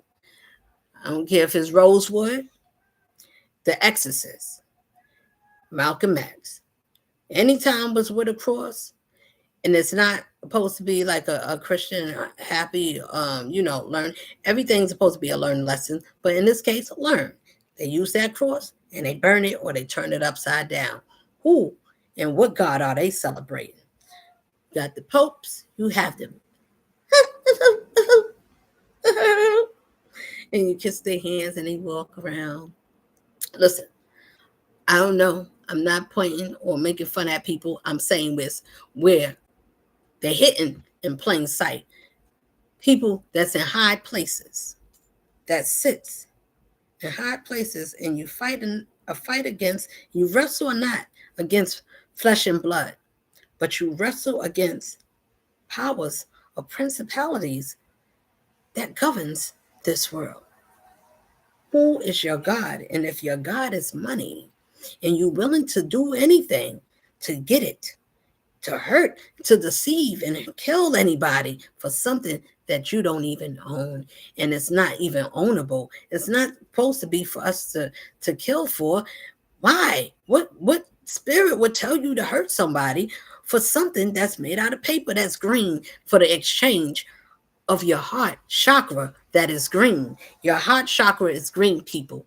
And the exchange of money is not saying that we can't use it as a necessity. What I'm saying, you don't change it in to for a power to get something, to get us something, to give something of yourself, and to take away something that is meant for you to stay, which is your own family generation, your legacy. Now, everybody that is family, everybody's not family, those are relatives. And everybody that has relatives with their siblings, everybody's not the same.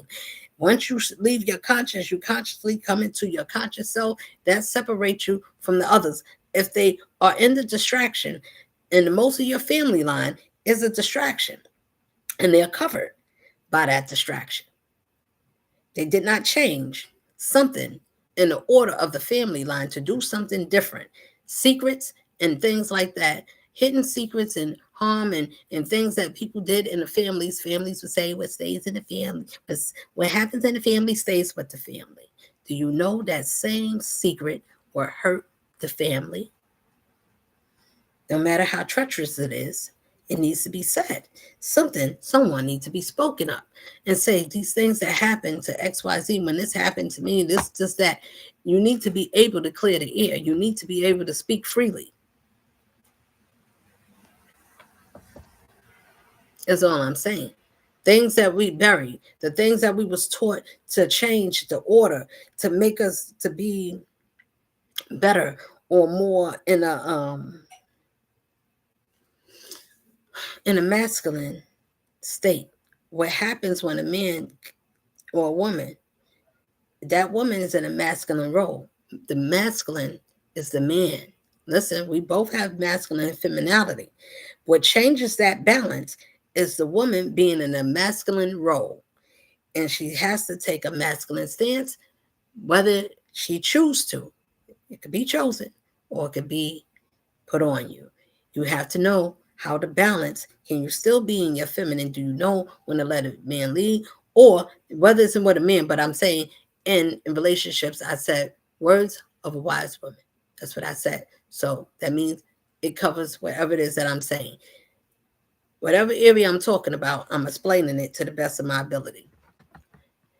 With the Lord, with the help of the Lord, the Creator, to guide me. If we got two masculines, what's going to happen is that masculine man, the male, is going to turn on his feminine side, because you can't have two masculines at the same masculinity. One has to be balanced to the other. Notice I didn't say submissive. I said balance. The feminine needs to go back to feminine so the man can stay masculine. If the woman that's in a masculine state and her mind is in a low vibration, will tear that man down and take him into a lower place, will turn his feminine side on. That doesn't mean, I'm not saying that makes him a gay or lover of a man. It makes his feminine role side come out, where it's more domestic, where it does more emotional. Like women, we naturally emotional. You're not so emotional, but you have emotions, and you do show it when it's necessary, just not as often as naturally as us women. So even so, you can understand why both sex doesn't. Somebody got to be the masculine, somebody got to be the feminine. It's just going to be that, because two energies, the exact same, it's not. It's not balanced. Now you can make it work and say, well, we both want to be tougher, and we both girls, and we both want to be AGs or whatever it is. Too strong and too weak, two feminines in a feminine state. It's not a balance. It may feel good. You may say we balance each other out. This one, we work together. We pay bills. It's even. We do even give and take. It is not even when it comes to universal, wherever the divine say, I say this to a lot of people probably be upset. It doesn't matter what we think or feel. Wherever the Lord say that is permitted for us to follow, that is what we're supposed to, the do's and the don'ts. And when we don't, I'm just saying, as a people, this is what we complain about. The choices we make, it will follow us for many tomorrows. So how we live and the things that we leave behind and how we treat people, what they remember about us, is important. It's not important what people say negatively, or it's how we treat each other, how we think about how we feel. To see if I'm good, I want you to be good. If you sad, I'm going to be the person or to make you, to lift your spirit. If you scared, I'll be scared with you, even if I'm not scared. But I don't want you to be alone. So I'll sit with you. It's that type of person that I am. It's people like myself. I don't know how many others, but I'm said to be one of myself. So I believe that as many of us that do is like that. As many of us, because we're not from here, but we dwell here. So we are prescribed to be like that. We are here to raise the consciousness of the collective or the masses, if you will. Either way, it's time to wake up. It's time to get out of that place you call jail, out of your mind, out of the prison. Do something that you never did. Take a step, take a deed, do something, write a book. I don't know what to tell you. I'm just saying, do something to trust yourself so we can lift our own conscious vibration. We have to, that way, you don't have to say, I need to do or be something that this world wants you to be, because it doesn't even acknowledge you from being somebody that if you had a life experience, it don't ask you about your experience. It asks you to ask other people, and they got to tell you if they approve of your experience because you work for them for how long, to say this person is approved. Yeah, I called, I checked. You can, yeah, you got 5 years or 10 years, whatever kind of years experience. It has nothing to do with you, because your life that you experience can be able to be equipped for that job, but you can't, because if you say, I got experience, this is my life, I know all about it, I experienced that, or I worked on cars, I did different things, I was a landscaper, or I talked to people, I raised, I've been to groups, I sat in, I listened to things, places in life taught me some things in this life. For my people, if you experience some things, whether you was whatever you was, something that you experienced in this world will tell you you got to pay for everything in life. You're not who you are, because I got to tell you who you are, and we got to confirm it by the people that we place in these jobs to say if you're worthy. So we do background check to see if you say your word is worthy. But we came here and they already lied, and we know they lying, but they want you to be trustworthy. Isn't that something to think about? Don't plagiarize, but they plagiarize all. Don't do as we do. Do as we say. Don't fly as a monkey unless we send you to fly that way. Don't be a gorilla unless you want to get paid to be that way. And so, if it's for the money, if the money is right, would you be gay for pay? Hey, babe, they got, it just, whether they use that or would you jump off a cliff for $1 million or for $1 billion? Would you be gay for pay? Would you? Oh, stop playing. And they change up and they be like, come on, girl. I'm just saying the things that it's funny. It don't mean they actually going to do it. It's not that. It still tells that what some people were actually, man or woman, that's like a man saying, hey babe, would you be a dude? Would you change and dress like a, be a lesbian, but as a man, or, would you be a man or be gay, to be a lesbian for pay, but as a man? Because the woman is asking, would you dress up and be a feminine for that type of cash? Would you change yourself for that amount? And some would. They'd be like, oh, I'll go down for that amount, or for whatever amount that you say that you're worth. They put prices on the side of the jobs to say, instead of them telling you They already got a price, and you get to pick what's your worth. So you get to sell yourself. Now, is that bad? No. People think that, oh, I don't know what's bad. I just think that you should use discernment depending on what the job is and what you have to give up, what it entails. Is it going to come against your values? Does it diminish you for being who you are? Does it take you away from your beliefs in yourself? Does it diminish your character? Is it going to take you out of yourself? Is this something to help you? Is it going to better you? Is it there to help you to better yourself or someone else? Are you a part of an aspiring team? Then yes, then it's a go. Then you should trust yourself. Take a leap. Anything, use discernment. If you got principles and you got moral code, you're going to make right decisions to the best of your ability. You're going to go the right way. Things is going to happen for you some type of way. If you had an experience, even if you had it years in your life and you stayed on that route, even if things get slow, trust the Lord is working out something good for you in your life, because you have to see some things before and before and before and after. And I've seen him do it again and again and again. And I'm still here. So that means something. Surely you was made to, well, people call it to win. I like that because it's not winning. People think that I'm not in the race with anybody. If you're in a race, to yourself, I'll learn wonderful things. You can never lose. You can never lose. How can you lose? Being the better version of yourself. You only trying to get better than what you was the last time, or think differently. What did I not think? How was I behaving? What was I doing? I need to change something. Whatever that something is what I'm saying. Take a look, take a breather. Make sure that you are looking for the Most High's favor. How do you do it? So I don't know. Do I need to read the Bible? I don't know. I think so. I read. I use it as a guide. I don't use that as, oh, these are things. Is a guide. It's a tool. I use it. If you know how to use it, you can use it as a weapon. How do you use it? Your protection, your prayers, your armor, your belief. You got to believe something that you're saying. If you don't believe that, it's a fret not of evildoers, cause them no harm. I got them. They cannot touch you. They may form weapons, but they will cause you no harm. Do you believe it? I mean, that's it. It matters if you believe that you're protected.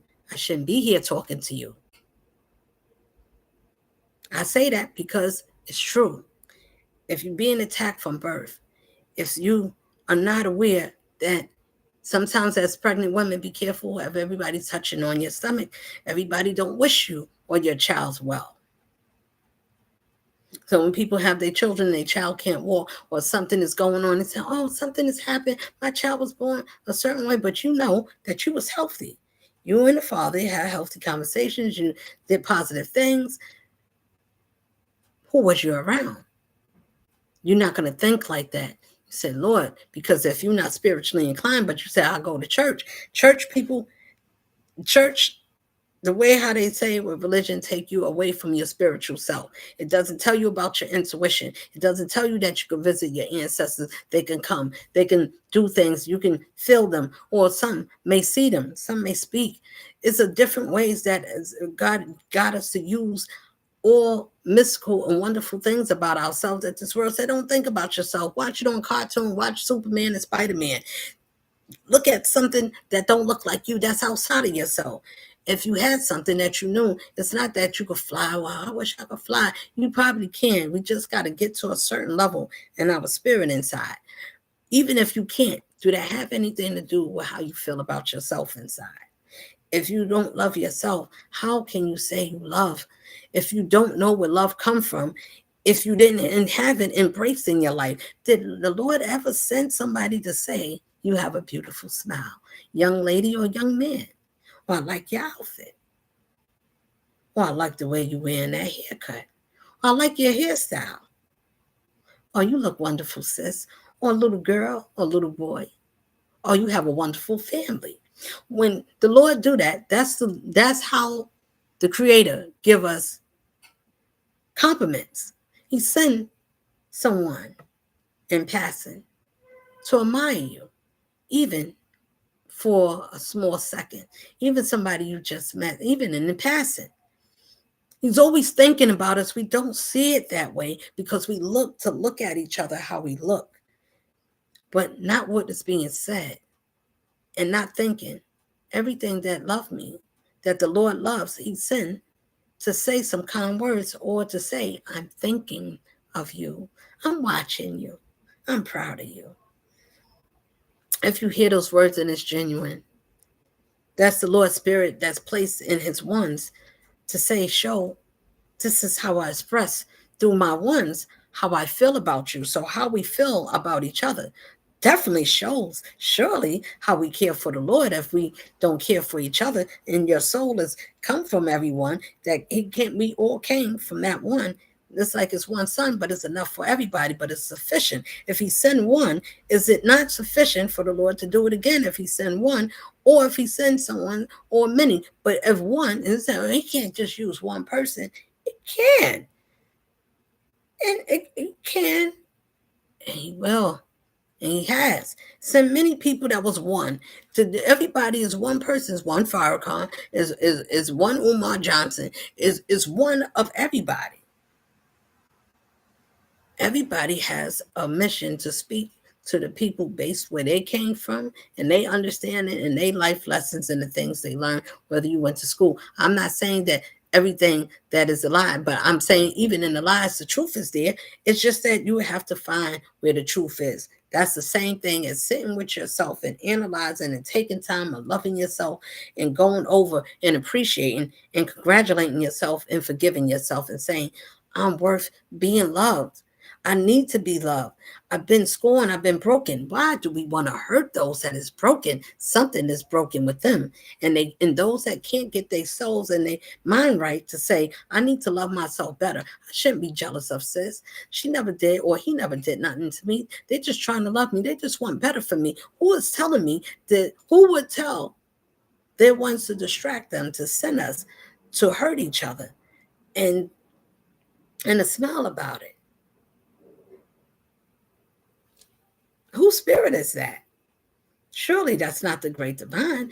It would make it, life would be easier, simple. That person will want to get to know you. They want to understand you. They want to make it even. They're willing to understand so they can be able to go the distance. If that man, this is to my women and this is to the divines, feminines and divine masculine. These are conscious people that is not living worldly, desirable ways, that is not worrying about having sex, who looks good, how much you got, what you got. Is what your spirit is and what your spirit holds. You should be worrying about, is that person protected? Not where protection. Is this person protected, and who are they protected by? Is more of a question, because you could be protected by the distraction. They got protectors there. That's why they say secret societies, 33rd degree, Masons, and all that. But what happens if you go to past that? That's at the neck. So I'm going to tell you, I'm going to try to give you an analogy or like a visual. You see, if you think about being in the water, right? And it only goes up to your neck, but your head is here. So think about that in the terms of frequency or vibration. So if this the only knowledge, this the highest knowledge that goes up to your neck to 33rd degree vertebrae that's in the back of your neck, excuse me, if the 33rd degree vertebrae is in the back of your neck and your head is up, right? So everything, this is the highest knowledge. If that's the highest knowledge, and it's a secret,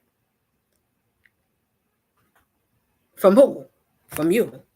Why is it a secret? Because if you know, then you can do the same thing like me, and you can be just like me, and you have the same power, but maybe better than me. Either way, you will learn how to use it because you could just go into you. If I confuse you to not to go into you, then you won't know to connect to yourself. You won't know to re-generate yourself so you can uplift and rewire you. Well, how do you do that? You think about, I don't want to be known like that. I don't want to live like that. if I said anything, if I was some ways. So I did that. If you're a person to say, I didn't hurt or cross anybody, I made sure I traveled that way. I traveled that way from my youth. If you can say that and that's your truth, why can't that be true for a person like that? Why? That don't mean you didn't do some things. It means that you wasn't intently harmful to hurt or cross and do anything deceit. It was no deceit. You're pure that way. You still make mistakes. You're not perfect. You're still smoking. You still dancing. You still.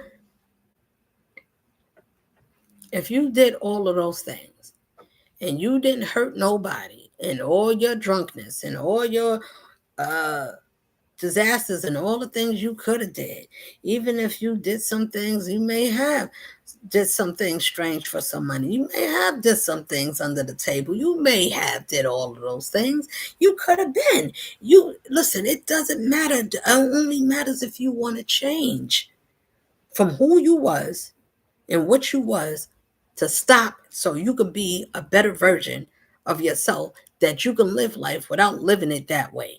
Can you, or do you have the ability to change something from living a certain way? You may not put down everything, you may not change everything, but if you could change your heart, that's the biggest part that would send you on a straighter path, because you need your heart to love, not to think about what's going to be able to sustain or who I'm going to look better with, because some people do. They get people who got something. Well, if I run with this person and they got this, I'm going to look like this, and I'm going to be like this. But if you got it naturally, then so be it. Then that's a blessing. Enjoy it, embrace it. But if it comes any other way for anybody, you see Birdie made off with people money and he made up in jail. He made off and they got him and they sat his ass down. So everybody gets to sit down, don't matter what type of the mountain and how much power you got down here. It's a power that's universal, and that power is stronger than the power that works down here. That power governs its children down here. That power protects its ones and sends us to speak and say it's time. Wake up. Stop being sheeps. The people that sits in your family, and you think those family, those are relatives. Some of them is a distraction. They're not there to solve the problem. If it's a problem in the family and somebody causing mischief, they want to be in the game. They don't want to come in. They don't want to be respectful, and they causing a problem in the family, whether the family lives together or separately. If you causing some dissension and that dissension stays, and you say, well, I'll work with it, and that person's spirit is something, and it's not easy to work with, that's the enemy taking hold. The person is being used. The host is there. Now, if that depends on that person, got taken over by that entity or that demon. That person is possessed, and they are cursed. So whoever's with a cursed person or cursed people, you may not know, is called karma. That means things is not going to work out. Things is falling apart. Things are slowing down. Maybe that person wished things on people. I don't know. But even if you say, well, that's still my man's, I don't know what they did. But every time I'm around, I notice things ain't working out, or I'm having problems or arguments at home, or I'm losing things and certain things ain't right. Even if a person is not bad, but we are connected to people that spirits is not healed. Unhealed beings are toxic beings. It is period. It's what y'all call it, common. That means that when we curse, we ain't got, when we get mad, we ain't got our emotions in check. We all out to snap. I don't care. Whatever that attitude is, or whatever the ego and pride, those two things will take you down faster than anything else, because it'll be your own disaster inside if you don't get hold of your ego and your pride. It cannot dwell. Those are the things that make us miss things in life. The smallest things. And my mom used to tell me, it's the smaller things in life. Appreciate them. A rose, a song, a butterfly, a yellow, a daisies, the things that we see that grows up from the ground, the sounds of the wind, When you hear it whistle through the trees, when we hear the wind pick up and it's in our ears, can you feel that breeze? Even if it's cold, you cold, but you're alive to feel it. Do you take everything in? If somebody's driving or whatever it is, and then somebody asks for assistance, or they just start talking to you, would you even stop and listen? These are the things that the Lord is looking at. How much time do you stop? Or are you always in a rush? Do you never have no time for somebody that give time to you? How many times you thought about me as much as I thought about you? That is how the Lord sees when we keep thinking about everything else other than what is He's actually paying attention to. Our actions, our conduct, our principles, standard. What is your core value? What is your purpose? Do you have something of yourself? You don't have to have a business. You don't have to be an owner. You're just an owner of yourself. You just go wherever you go to work. It doesn't matter where you work at.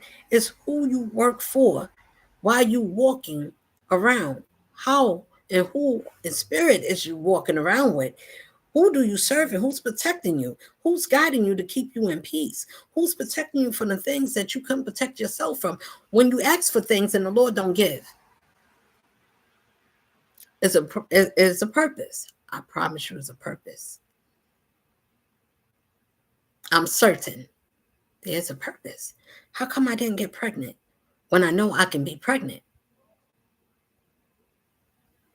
This man is nothing wrong. He can father kids. I've seen it. Or he knows it. How come we've been together for 5 years? How come it didn't happen? I'm going to tell you a real life story. I had I know of a situation. I had a sibling that was married for 7 years to, now, anybody that knows about people that's not from this country, especially if they from Ghana, any part of Africa or whatever it is, that anybody that's into their custom and they've been with someone for a long time. He's deceased now, God rest his soul. Been together 7 years. And within those 7 years, a pregnancy did not produce. They look at it as something not right. They don't look at the physical. It's something in spiritual. They know that it's happening. Something is wrong somewhere. That's how they custom trains to look at it. It's not just a custom, it's a culture. It's a spirit that you feel inside. That's something that is passed down. It's something that makes us wise than the ordinary human being. So you got human beings that's ordinary, and then you got extraordinary human beings that is once in a lifetime. It's not going to be all the time. So if you ever get any one of these chosens that God said that exists, and they ever came across your midst, you have been blessed by the Most High. I don't even like the word blessed, but you have been favored. That's favor. It's a privilege. It doesn't matter what they look like. It has everything to do with that spirit holds. If it holds anything that the Lord said, this is from me, then surely it will have to be something to say that's honor. Even whether we don't know who we coming across. You don't know. A person don't have to look like shiny and have money dripping and their mouth dripping with gold or diamonds. I'm an Aries by right, by my birthright. I'm fire. I'm also got Leo in my chart. So fire and fire is fire. Gemstone, diamond. Even when I didn't shine, even when you don't feel like you're shining, even when we don't feel this is men and women, this is not for some or a little bit, this is for all, even for the children, those that can understand it. I'm talking to all. We may not start out a certain way, but life is taking us through a journey. It's helping us. It's going to, if you had to fight and you was a fighter and you had to fight for something, but when you did, you fought because you had to, because trouble came to you. If trouble comes to me, it's different. Yes, I know how to stand. I'm gonna defend myself as naturally. We was born to be defenders, to defend ourselves. I come from a nation of defenders that stands for something. Archangel Michael and all the defenders is a warrior defender. If that spirit is in you, then you're gonna be naturally a defender of righteous, because that is a righteous angel. That spirit of righteous is going to make you that. If you believe the angels up in heaven, that God got them and they watching, and when we call on them, you have to call properly. You have to give. I'm learning, they said give offerings to the ones you call on, that's working, that's watching over you. You just said in thanks. That's not evil. It's something that you have to do to be evil. Knowing our gifts as people, we all have them. We just don't know how to use them or how to see them. We don't know how to work with them because we see life as a challenge. So it tells you, you are not the challenge. You are the problem trying to be the challenge. I don't understand. It's a little confusing if you confuse your mind that way. If you deconfuse yourself just to know who you are, regardless of whatever the world, religion, take all that stuff out and just be your natural self. If naturally, what would you be if you didn't have to pay bills and you didn't have to do all these things that the world is telling you to do? But you, in the world, you still need to live, you still need to survive. And you can do it a different way and still get the same result and still find your same spirit to be peaceful, because this is why I don't be mean or think about attacking those or being mean or calling. Yeah, sometimes, yes, we're supposed to tell the truth. The Lord said, tell the truth. Shame the devil and tell the truth. You got to tell the truth. Why? Because they're going to tell the truth, but they're going to tell it in a lie, but the truth is in there. Do you catch it? They told us and Get Out. Oh, I don't know if that was a good movie. I think it was okay. Yeah, it was pretty good. Did you get the message? And so many of these movies, they talk to us. They tell us in advance. Wake up. They body swapping. Destiny swapping. Doing all kinds of things. Is that possible? Yes, it's possible. If that person, whoever is being worked on, these are the forbiddens.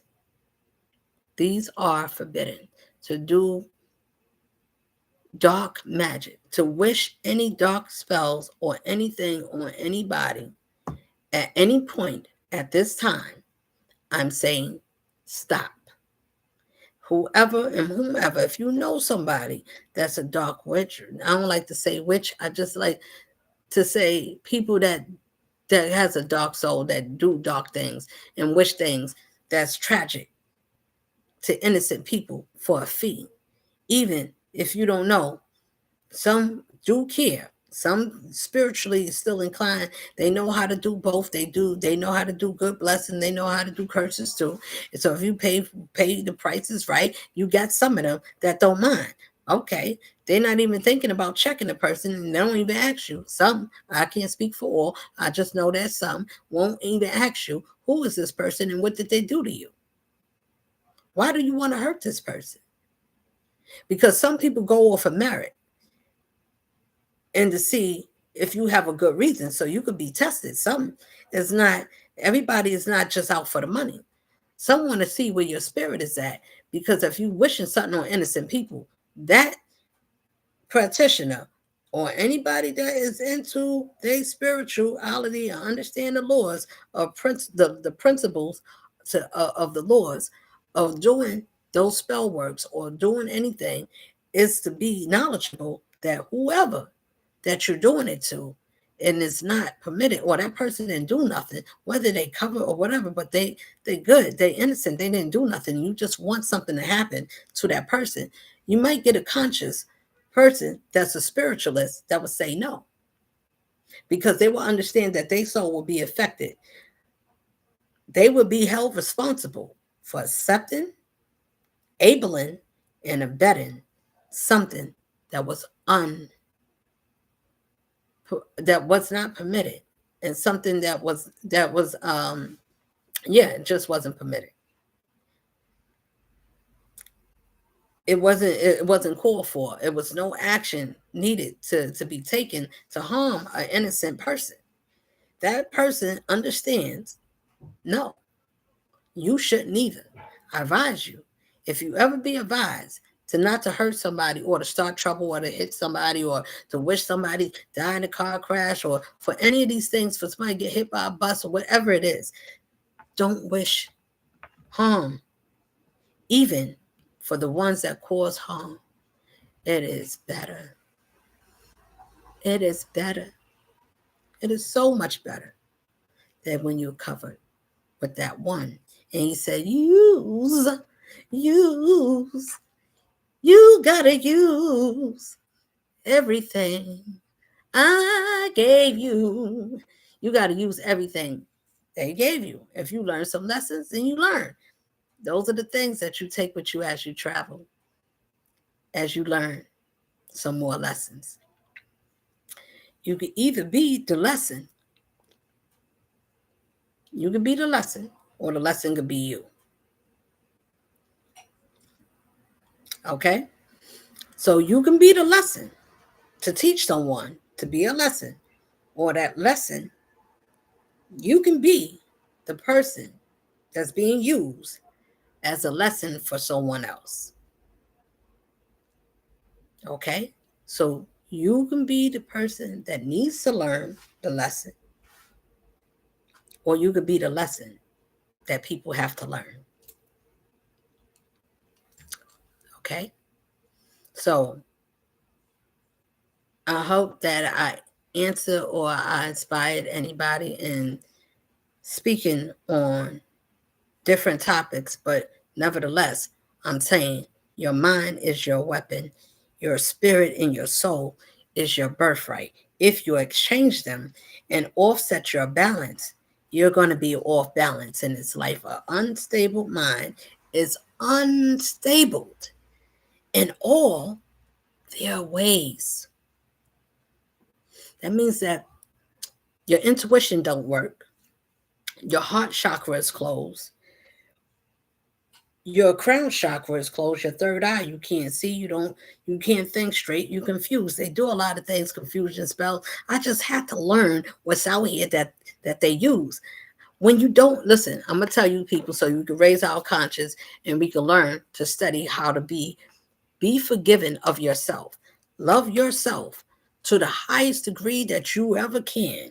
I don't care what you don't like. Find something that you like about yourself, whether it's your smile, whether it's something that you do, whether it's something that makes you feel good about you, something that you do purely by yourself, other than anything sexual, not masturbating, but it could be. I don't know. Anything that's good for you is good for you. The things that make you feel like yourself, your younger self, your free self, whatever that spirit is that you can remember, that is your natural state. That is who we supposed to be.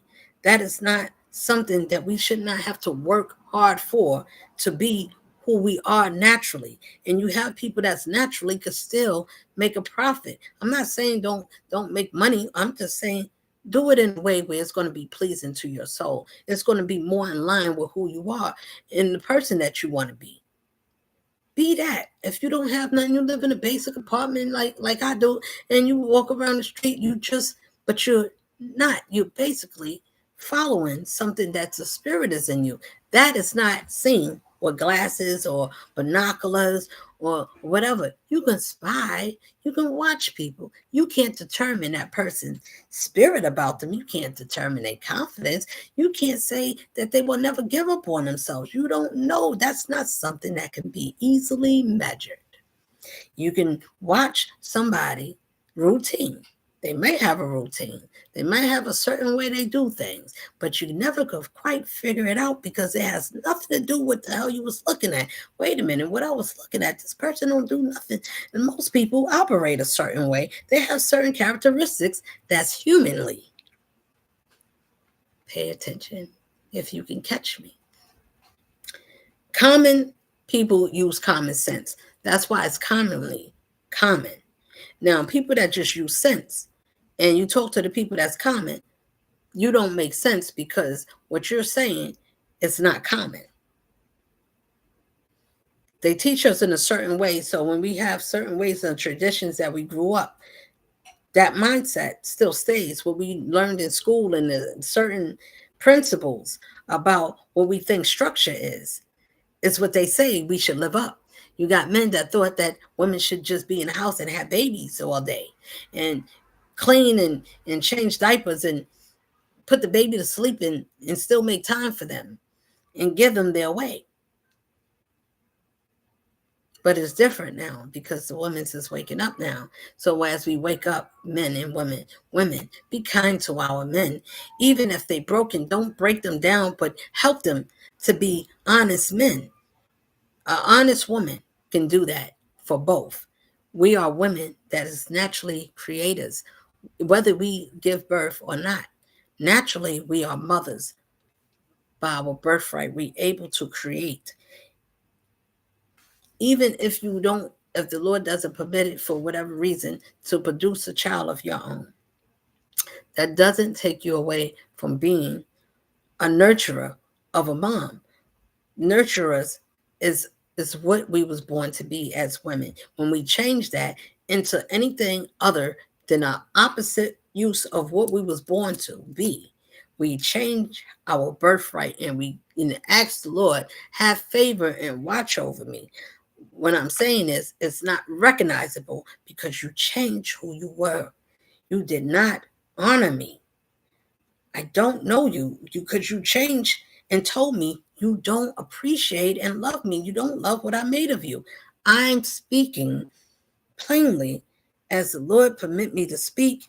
I'm saying how it's looked at when we do these things and how the Lord judge us. That is it. That is all. I can have an opinion. I can be like, well, I don't agree. Or I don't think that's true. You can say whatever you want to think. It depends. What Lord are you saving? Because the one is going to tell us, if I told you not to do these things, to walk a straight line, to long suffering, that means if you suffered long, count it all joy. I'm going to fix you. I'm going to make you a certain way because you held on to me. Even when you was being picked on, even when you was being led astray, even when people turned their back, you said, no, I'm going the other way. You remembered me. You stopped and you said, Lord, which way? And the Lord give you a reason in your spirit. So you remember yourself. You remember what you're supposed to be, who you are. What you need to do, you need to think about yourself. You got things to do. If you're the only one, when people think about when they got a lot of things to do, they think about not getting sick. They think about not slowing down. Or I can't be sick. I can't. It's like whatever your job or whatever reason you say that, if you're the only one to protect and preserve and to watch over yourself and you have none to help you to heal or to give you compassion or to sit there, don't let those ones in. Whoever left you in a time of need, this is for everybody. Even if you're broken, even if you're bitter right now, listen anyway to me. If someone or even yourself don't deserve yourself to be a better version of yourself, and you can't see why you could be different because you was always a certain way, and I was always this way with myself. I always did this. Whatever you did, that was always, and it wasn't your best self. Can you still change? Yes. You would have to get a grip, and if you can't, you have to get out, because then you are you are harm to others and to yourself. You're a harm to yourself and others. Think about it. In the jobs, when they got certain jobs, and if you're working with mentally challenged, right? I don't like to say that, but some of them, the ones that's really, really strong, but their abilities, some of them are, and they don't understand them because nobody's there to talk to them and tell them that you're going through a spiritual change, or you able to hear things that others can't hear. You able to see with your spiritual eyes that the others can't see. So they tell you to get on drugs, or you mental, or you delusional. You can't think, or if you got an intuition that lets you see things and tell you things naturally. Oh, surely you got to be crazy. We got to write a story. We got to make this person look delusional. You see, they did it to Kanye all of a sudden. what he said, he has bipolar. Okay, I'm just saying, bipolar. They tell us we have these imbalances. If you have an imbalance, some of the foods that we eat can offset our chakras. That's why a lot of people starting that's understanding their spiritual self. They understand you need to not eat certain foods so you can connect to your other half of the righteous side of you, which is your God-given self, that's not going to tell you to still go to the parties, still have orgies, still suck on somebody, share a little, be a little free, suck a little this, smoke a little this, try a little speed, try a little weed with some white sprinkles and have a ruler, whatever it is, to your treasure to get you off balance and tell you, come hang with me. This is fun. Oh, wow, this is the best fun. I got to do everything. You can live out your wildest fantasy if you ever make it to the rooms. They make it nice for you. They show you all the things that all of these stars can do when you make it to the top. Don't you want to make it to the top, my ones? Don't you want to come? Everybody, this is the distraction. We'll talk nice. Come on, come one, come all. Bring your babies, bring them nice, bring them small. Come on, there's room for more deceit to grab you all. Come to my world. Look what you can have. You can have one or you can have all. DMX told us best. The devil approached me 3 times. He said 3 times. The devil approached him 3 times in the garden. A beautiful one. A beautiful soul, rushed his soul. He made it to his grandmother. But he was always teaching and always praying. He had a battle. We all battle with ourselves. That's our first spiritual fight, because we fighting against our lusts, our desires, the things that the world said we got to keep up, we got to have. Because if we don't have, then who are we? If we don't have this status, if I don't look this way, and if I'm not with this important person, and if I'm not standing with such and such, or if I'm not with this one, then who am I? I'm not going to be nothing. I remember when I wasn't nothing, I'll do anything to get to that status or to be in that spot. You'll do anything? Oh, that's music to the distraction ears. It got many distractions. They come in many faces. Some of them are familiar. They'll stay with you until things around you start disappearing. And you say, well, where everybody go? It can do a lot. It's meant to crush our soul. So if you was a rape victim, if you was abused, disfigured, and you had some terrible abuse, you have physical abuse that left scars, left you disfigured. And if you wasn't disfigured and you got out, but even if you did, and somebody look at these people with these scars, I see beauty, I see strength, I see wild resilience. That's how I see. I ask the Lord, let me see like you. Let me care like you, so I know how to live and how to see us and how to love us the way you do. And why, when you say no, that person is not me, leave them unless I send them. But when I do, they will be from me. That's the difference, ladies and gentlemen. Let somebody work to be able to work to the standard that you poured into yourself. Raise your own bars. Love your own self. Get somebody that loves themselves enough that they can be honest. They can be fair to you. They want to be straight. They don't want to keep playing around and playing both sides of the fence. If you're in the middle, God don't know you. Who are you? I know them and I know this one. But who are you? If you were playing both sides, it can't surely know you was going to spit you out. I don't know you. You're not even loyal over there, and you ain't loyal to me. I watch you lie about who you serve over there. I watch you lie about that you are serving me over here in the righteous side with my righteous people. You mixing them up. This is not some, this is all of them. They all have a specific trait that they carry, a signature that they all speak, and they all sound the same way.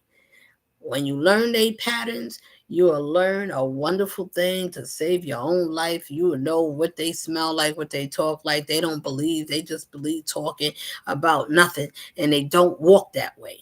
You got to walk your life should be the way you speak. It don't need to be flawless. It needs to be real. It needs to be honest, authentic. If you do what you do and you do it and you're not ashamed of what you do, nobody can use nothing to hold nothing over you. And if somebody did say something, then you got to say, what did I do to you? If you caused no offense and you caused no crimes and you did no crimes or cross any boundaries at any point in time, and the Lord is speaking for you in the universe where his whole team or whatever it is following you, goodness is following you.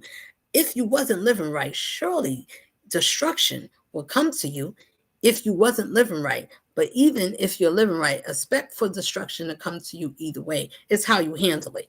It's that simple. It's what you believe when it comes to you. Do you know how to fight? If it's a spiritual fight, do you know how to fight spiritual? It's not this. It's not a knife. It's not a pencil. It's not something you could write on.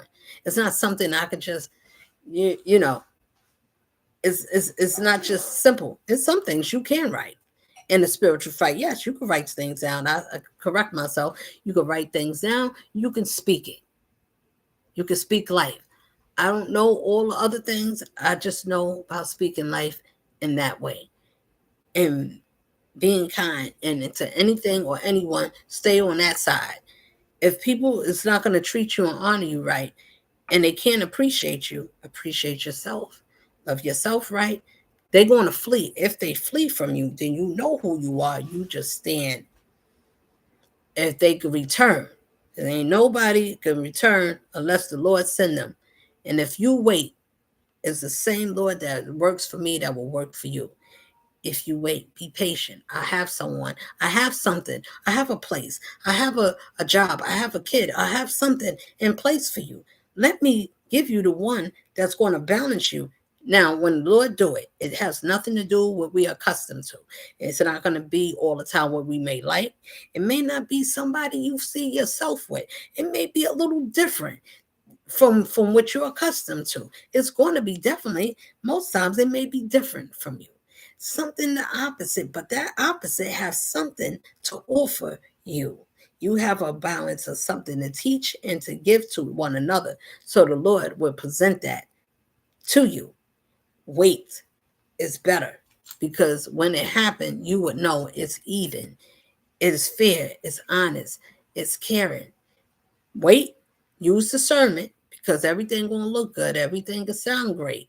Look for consistency, trust your spirit, feel what you feel like. Don't go by what it sounds like to alter your feelings and your emotions because sometimes when we sitting with someone, when we around people, our friends or whatever, and they saying good things and we laughing and we thinking that, oh, they like me, we having a good time. Are you? I enjoy myself. They enjoy themselves too. I have people that enjoy themselves by watching, enjoying themselves off of me or learning. Or how do you speak? Where do you get these things from? Who taught you? Well, it wasn't you. I learned by watching life and I learned to trust something that told me to be good in my spirit. I said, yeah, I tried the other side. I couldn't do it. Some people's not permitted to do certain things because it was ordained to be a different way in this life. It was ordained to be something that they would have to talk about, so they can't be part of the problem because those are the things you got to talk about, and it's going to make people hurt. Oh, you hurt my feelings. Ouch. You hurting my demons.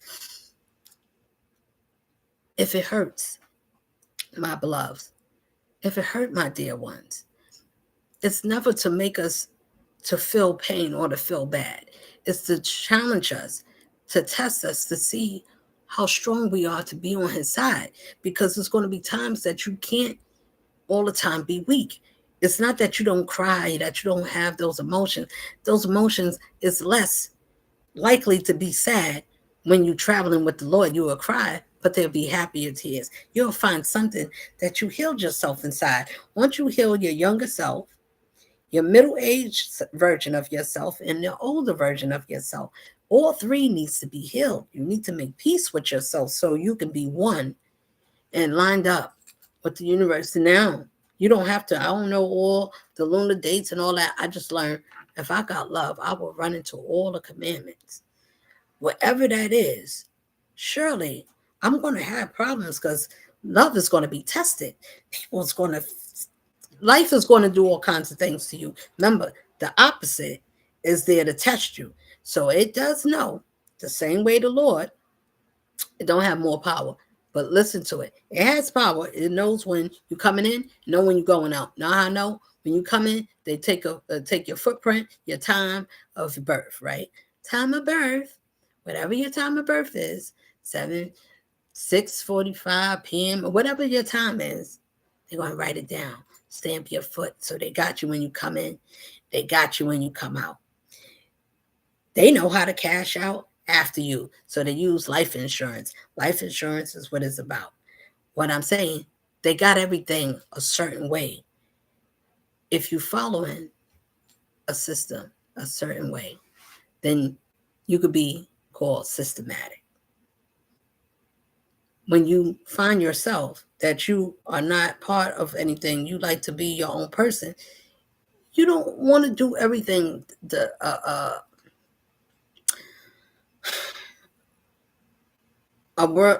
you don't have to do everything exactly. As long as you're not touching their laws and you're not hurting nobody, you're not committing no crimes, nobody can say, they would have to make something up, is what I'm trying to tell you. For anybody, you would have to make something up on that person that by birthright and coming into this world, that from the time this one done kept the doctrine of not hurting a soul.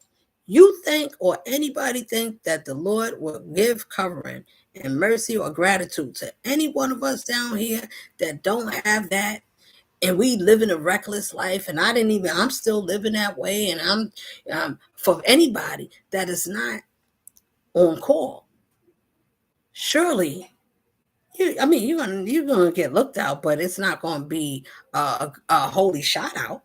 I can tell you that. It just wouldn't. You would have to be doing something. It's the same way when we see people doing something and say, so what are they doing? Now, you could do it outwardly, that's worldly. But the greatest gift is when it's quietly. You quietly living your life. You're not looking for nobody to give you a pat on the back. You're not looking to make videos. I'm not a YouTuber, but I became, because I said, well, when the Lord give me something to speak, and if it's something to say, I will wait. Otherwise, I say nothing. I'm not asking for nothing until somebody say, let me offer you something. Either way, what I'm doing is I'm giving freely. And those that receive greatly. Use it to yourself so we can see why we should cherish ourselves, because it's a power that watches us greatly. The ones that we endured and took care of, if you did not, and you have loved ones that's crossed over, and you did not make it right with those ones that we have crossed, and even though they have crossed over, is it like, well, they're not here, I don't got to say sorry to them. You got to remember. If they want to call it the dead, I say the unalive, I say the crossovers, because they just out of the body. We just in the body. It's just that simple. Do they have powers? Can they do things down here? Yes. Are you crazy? You think that with a scene above, below? Wait, how you say it? Above and so below. Whatever is above, so below.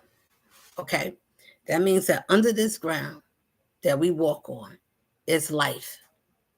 It's cities, it's things down here that we don't know why, because it's distractions, it's noise. Something is happening. We can't even hear the screams. If somebody's screaming down there, if the earth shakes, do you understand why the earth is shaking somewhere? If they have tragedies, they have an earth, winds, and storms, and you see the waters is rising, things that never happened, we could say, oh, surely it's the hands that governs the world.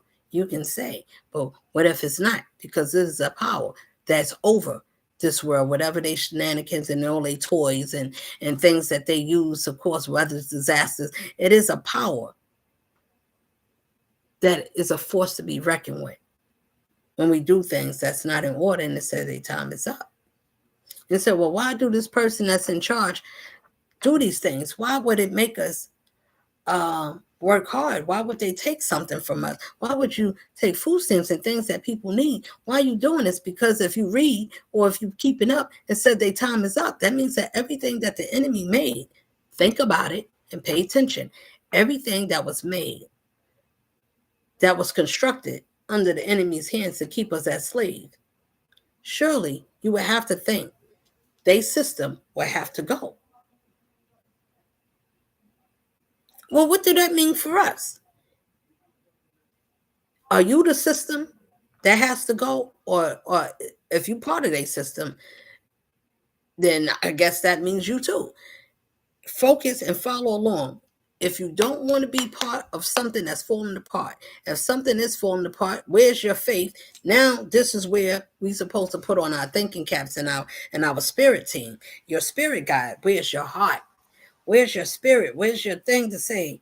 If something changed, I'm covered, because God said, no matter what happens, I'm covering you anyway, whether I do it through you or I send it through someone else. Whatever way it goes, you're sustained for more than enough. Even if you have a little, but you have enough to eat. If you don't have something, but you have enough to get you your means is being met. And it's not more than what you want. Is it everything that you need? Can you yourself say, I can be grateful for what I have and who I am and what I am today? If you take everything away, Lord, will I still feel the same way? That is the question.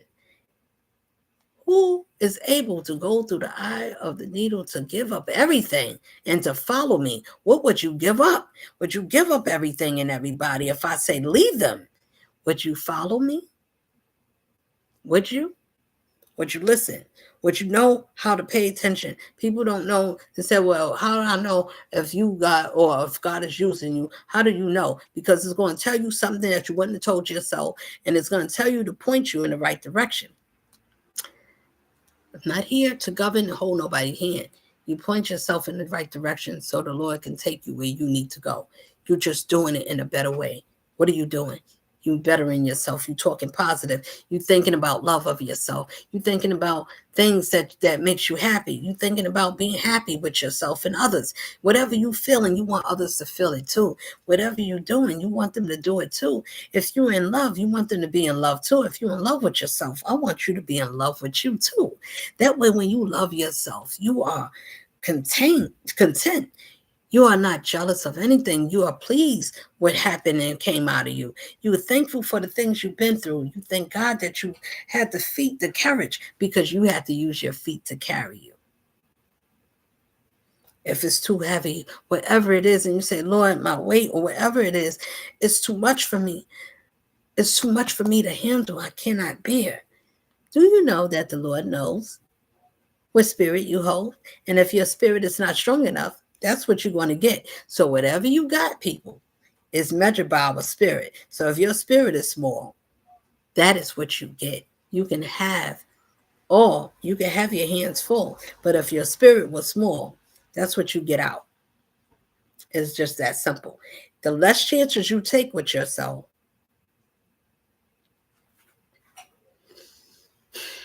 to challenge yourself to analyze and correct your errors of your ways is the first step to getting whatever you want. And you ask the Lord, can you go before me?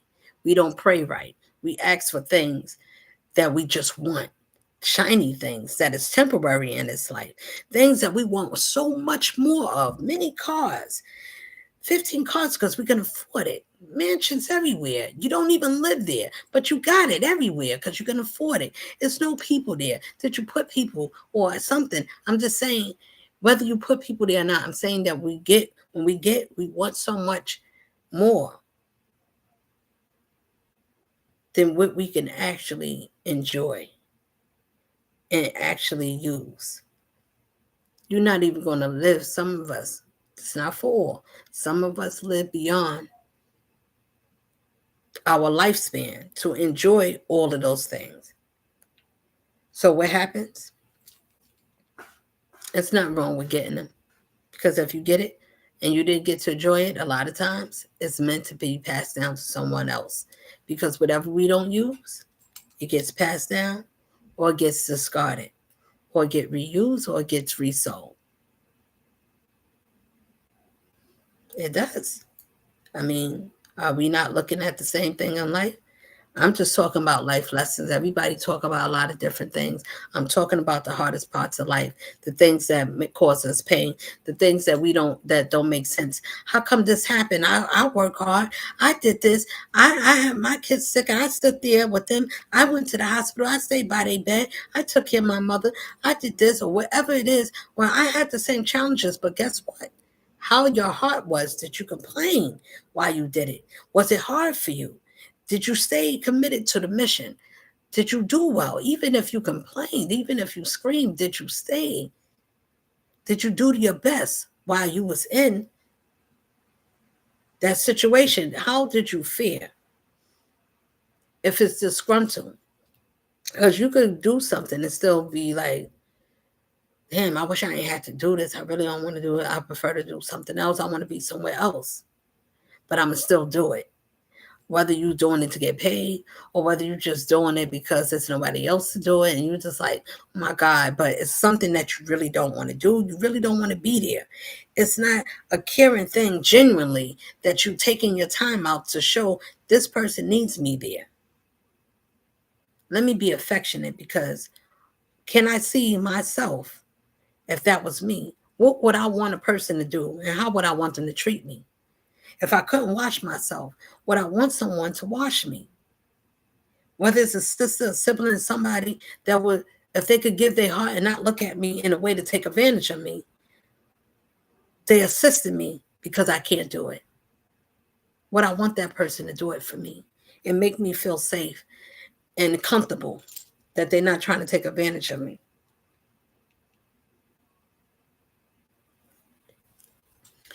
When you can keep those principles in mind, be mindful to see yourself so you can know why you should treat yourself and others better. If we don't never feel certain pains or tragedies, those people being taken away, the ones that leave, first of all, our loved ones, when they are taken away, for whatever reason, sickness or whatever the case is, a lot of times, whether it's fast or slow, they are there in our life to teach us whatever it is that we needed to know.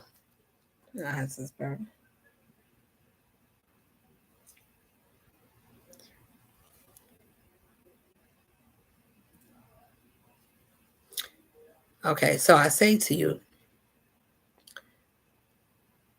when our loved ones cross over and you had a relationship with them and it was strong and it was something that you had that was a bond, that love lives on. Even when my sister passed, she still stayed. Her spirit stayed with me. Even in my dreams, she let me know, I'm proud of you because you stayed and you took care of me and you loved me to the end.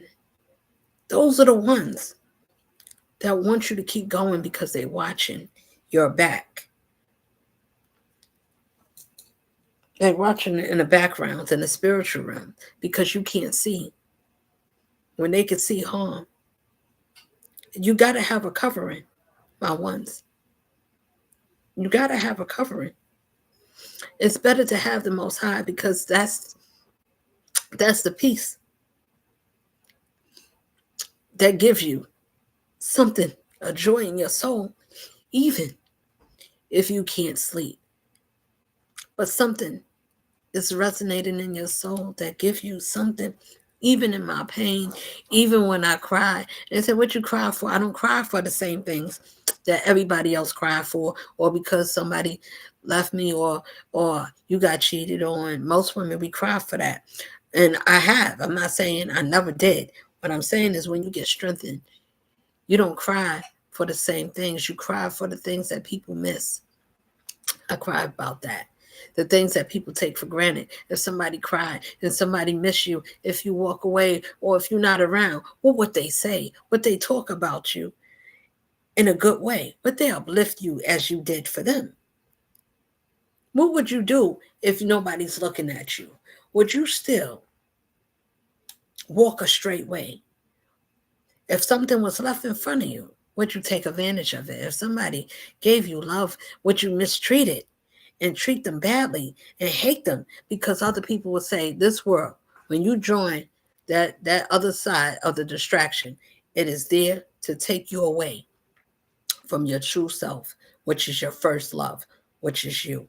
And if you trade your heart at any point to hurt or deceive anybody, you deceive yourself first. If you hurt yourself and you cut yourself off from your other halves, then you did a disservice to yourself. It is angels and it's also fallen angels. Everybody, some of us is unique in our own ways. Everybody are. Everybody is. The difference is not everybody's a chosen. Not everybody is a norm. Not everybody's frozen. Not everybody is from this time. Not everybody is stuck. Not everybody is, it's not about having something, it's about having something in you that you know to share, something you know to care, something you know that's there. Would you do it right for a person? What would you do for a person that you know that was made and you help? Even if you knew, would you change and say, I have to make this fair? Your life is on the line at this time, so everybody is. Because there's come a time where it says everyone needs to be at one with themselves. All tongues need to confess, all knees shall bow. How do you bow and who do you bow for? The Lord told me don't go to church. I'm not there. Tell everybody where I'm at. I'm everywhere everybody's at. Everywhere you at, that's where I'm at. He told Jesus to go and preach to the church. The church was the people. It did not say it was a building. I'm just telling you, for the people that goes into buildings and say, I got to get prayed for. I got to get initiated. I need to do a shahada. I got to be part of something. I got to get jumped in. Anytime you got to be initiated to something, that is not of the Most High. And I'm saying it, and I'm standing on it. Any religion that requires an initiation or something to be able to be pulled in or to say that you're a member and you have to go through some initiation in that way to get to the Most High, it is not of the Most High. It is not. You are what you believe in, what spirit and God that you got that you want to serve. Whatever you do, and if you're doing it for the world, for the people, and for the importance of others to give you gratitude or to say, oh, you good, or I like you, and everybody got to say, I'm not saying that's bad, but I am saying it's different when you're governed a certain way. And your spirit allows you to be able to have something that only the Most High can give you because you was treated badly. We didn't know how to earn or how to learn our worth. I had to remember all the good seeds that was planted in me. I had to remember all the things that I seen that stood for something. I saw strength. So when you're around strength, strong women, that not strong like as lifting weights, because people look at that. You could be a man or a woman. You could be strongly fit. When your spirit is your spirit strong enough to handle the wiles of life? Can you get through that? Is your spirit fit for that? You could fast. You could do a lot of things. But if that spirit is not strong, I'm not skinny. I'm not none of that. I'm not tall. I'm short. But I'm grateful to God that I'm everything that He made me to be. And everything He made me to be is to tell you, I want you to tell my ones how I see them for me. If we don't do it for Him, who are you doing it for? If you're not leaving nothing behind to your children to learn something by principle, example of our ancestors, those that fought for us, those that the ancient ones that left things for us, that wrote the writings on the walls for us, those that left examples and things for us, those that told us that this is the way to go. This is the way you should trust. If you look at the symbols and the sign and the stars in the sky, look at those. Those are the way how we knew when the seasons would turn. This is how we knew what was coming in time. do you know? I don't know none of those ones, but I know that we here. So some of us, when you connected to people that don't know none of those things, they don't talk that way. So how can they teach you something and elevate you and tell you something about your mind if they can't elevate themselves? Because the people that we know, they can only know as much as you know because they're commonly following the common laws of life systematically, whether it's, oh, every year I put up the tree, every year I do this, every year I go spend time with my family, once a year on this day I do this, without understanding that is control. Why do you need those dates to tell you when to love your loved one, when Thanksgiving, when you should be thinking, or when you should cook a lot of food? Is it only for a holiday that they said this is when you give thanks? Shouldn't you be already thankful and already given? Be that thankful person every day. You should be Thanksgiving. That's just how I see it. As the Lord said to see, we should be thankful because none of the things that He made, we couldn't have did it without that one. That was He's made the foundation of the world, right? Yes, I laid the foundation of the world. It means that everything that is planted that we can walk on is already here from the time that we was able to get ready to walk with our baby shoes and we started to take our first walks. That was the God governing us. He had already did it. All we had to do was stand and walk. Do you know how to live if you was blind? There's a lot of blind people that can see, and there's a lot of people that's blind that can see. Spiritually, they see with their spirit, they can feel with their heart, they can feel with the energy around them, they can feel your aura. You got some that know how to see better in the dark than they did when they have eyes. If your eyes are deceiving you, then surely for some, yeah, you can go blind. Excuse me. Some of us can be made a certain way because we did not use our eyes or our hands wisely.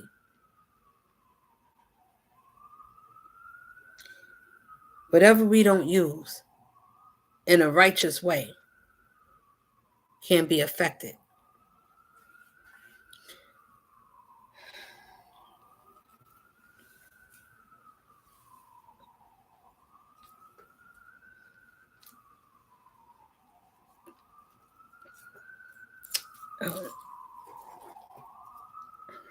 I'm just saying. So when we find out some things is wrong with us, why this happened to me? Why I end up like this? How come I was born with the one that can't see? Or how come I don't have big breasts? Or how come I was born with no ass? Or how come I don't have a flat stomach? How come I'm still this? Or how come this is look like this? Oh, I need to change. I need to get better. I need to look like something. I want to be whatever it is that you want to be that was other than what you already are. And if it was made perfectly, I'm saying if it has a reason if you have a reason to be to have surgery for whatever the reason, if it's necessary, all I'm going to say is go to the Most High because sometimes use discernment. If your nose is broke, depending on how broken it is, do it look like it? Can you breathe? If you can't breathe and it's difficult breathing and it's obviously causing you problems and it looks like it's broken and you know that you need to breathe to survive, that's permitted. I'm just telling you, just saying, what is logically, not even logically, what is permitted for the Most High if you look at it in that way? There's many ways to look at something, but if you look at it from that perspective, then you can see why the Lord permits certain things. When we change things unnaturally that we don't need to change, if you want to be a certain way, they use all kinds of stuff to tell us to take us off of our goddess way, our righteous man and woman way. That man, woman. Listen, sis, my queens, princesses, the women's, the nurturers of life, the creators that give life to both sex. Surely we are equipped to raise a man or a woman's child. We can raise both. We give birth to both. We can nurture and uplift and raise both. A woman can say, I can't raise a man and teach him how to be a man. That is incorrect. It's nothing that the Lord made us to do that we would not be able to be and handle or make into a strong, because a woman, behind every strong man, it is a strong woman. Behind every strong woman, and behind every man, strong man, behind is a strong man behind every strong woman. That man is strong enough to carry the weight of the burden of life, to not, when life gets too heavy, he's there to soothe her. Lay down, baby. I got you tonight. Let me rub your feet. Whatever it is that's gentle for that man to give that balance, and that woman to nurture that man will wait for that woman, because he's going to be like, I don't want just any woman touching me. It's not what she got. It's what her aura, her spirit is she's covered. You should want to know that, because you could get with any beauty, but if she's not covered by her ancestors and she don't have no grace to follow, surely you'll run into destruction if you play in the streets. Whether you play in the streets or not, but it's not governed, it's not covered. And if you got a comic and you try not to be, that woman will have to. Women, if you ever get a conscious man, a God divinely caring man, he may not look like your type, but he has everything you need. You feel safe. It's you covered. It's nothing that he won't do to suit your needs. You don't have to do something. He's willing to be there because you're worth his time. He sees something worth it. He saw all the other beauties, but he see this beauty has been refined with time. She waited. She's patient. She knows who she is. She understands both sides. She's centered. She's balanced.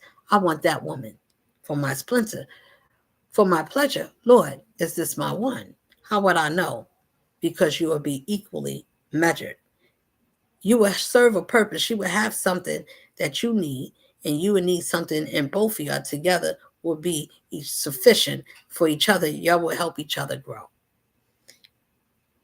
You both will need to be healed. Healed people already think in a way where it's healthy. That is automatic that way. Anytime you get out of being destructive in life and talking, cursing it up, and not saying that you can't say curse, that's not what I'm saying. I'm saying in a reckless way. Talking crap, not nothing positive, not nothing uplifting, not talking about what we could do better to better our people, to better them, not to better them or for other people. We ain't talking about that. If anybody got a problem with the American way of how the system's being ran, all the games that they play, and all the things that they have in their systems, even the cops, they do games, they get signed and they get sweared in, they got to do all kinds of funny things, and you got to join something. But guess what? That doesn't mean everybody is not going behind the scenes doing something dark and giving themselves to another type of entity. That's a distraction that would be your worst enemy, and then you're going to be on that team and then say what you don't like about the world or the government or who they got in office or how many people's doing this. If you part of the problem, you're going to have your aunts, cousins, and people, things that you don't even know that serves that same God, and then look at you and talk about what they don't like and who they don't like in office and how come this is changing, but they behind the scenes causing havoc in your life or in others, sitting there causing disasters, waiting for things to mess up. It's not going to be big. It's going to be small. You start losing your friends, or you can be misplacing things in your home, or you start finding yourself in arguments, things that's troubling to you, things that is not natural for you. You'll find things distracting you, taking things away from you. You getting off track is there to make you give up on God, to make you feel that it's not a power that's watching over you. Because why would it make you suffer? Why would it let you?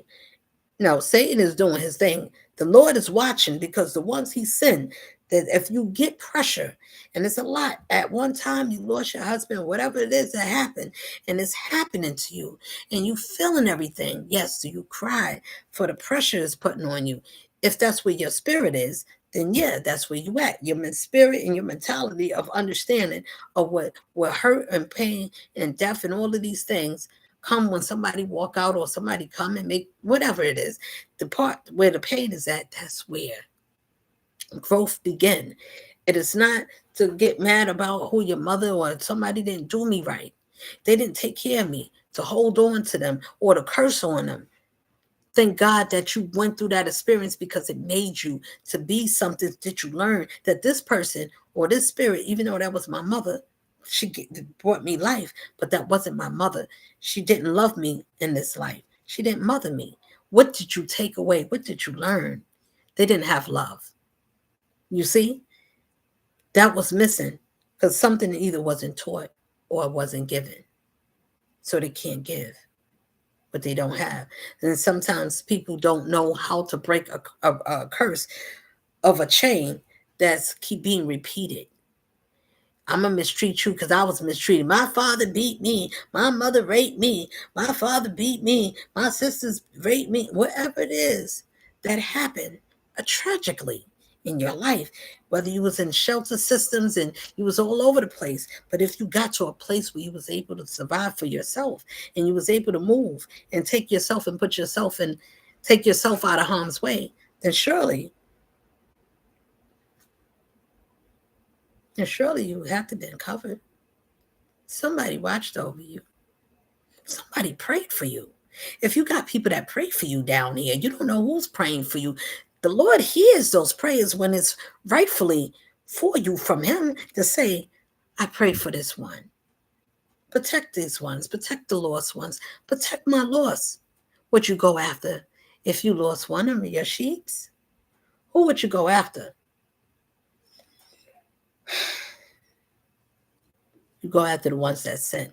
The ones that if you talk to them and you tell them and they want to genuinely learn from you, not take from you and make believe is that they taught you or that you gave them something, somebody that actually wants to learn or share. They like whatever you knowledge or whatever you got a job, you know about certain things, and they said, wow, you taught me something. How you know? Or told me where that at again? Oh, I gotta write that down.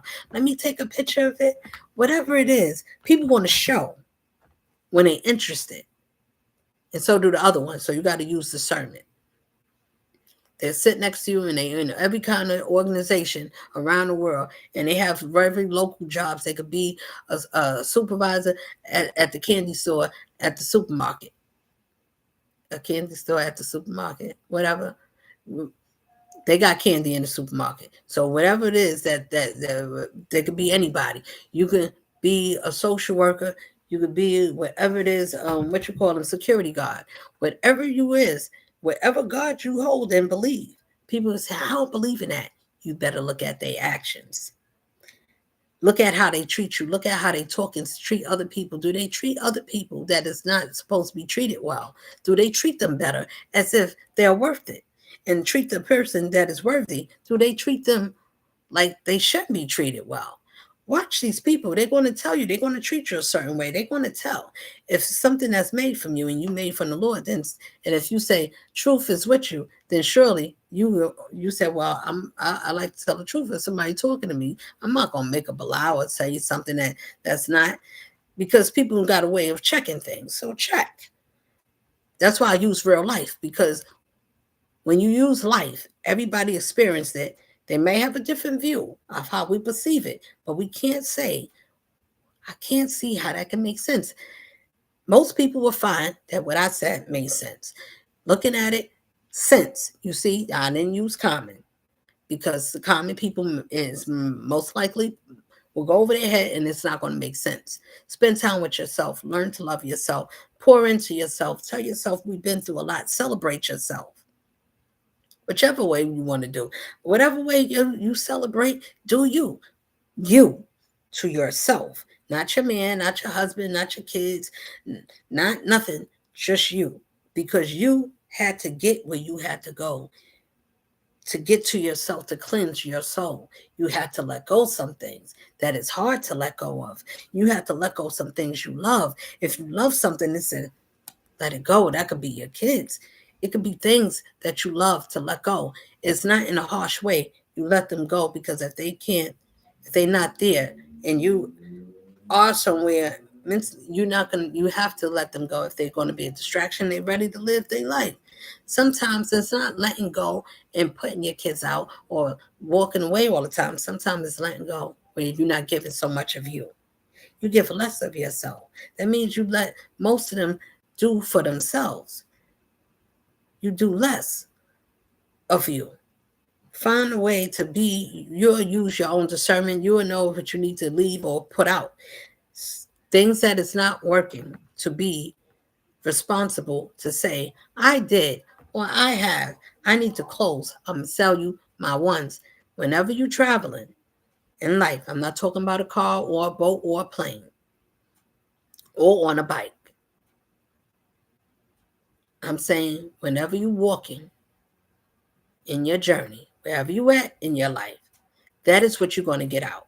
Wherever we put in our belief of ourselves, not the belief in religion, not the belief in God. I mean, in whatever it is that you call your God outside of your, whatever that is, whatever you call, make sure your spirit is in line with whatever it is that your God is, because your spirit is going to walk that way.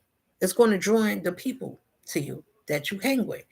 They're going to be like that. If you're dealing with conniving people and you see them shiesty and they grimy and they do a lot of stuff, you be like, oh man, you just like me. Oh man, you. Some women and some guys get off on that. Reckless people taking chances of doing the most grievous things, and like, damn, you heartless, yo. You could do that. You could cut your mother off because she said no. That you can't get something because she don't want to, or you would just like, I'm talking, but you would sleep with your sister. You would sleep with your sister husband right in the next room, or you would take him onto the side and you would do something. People get off the distraction.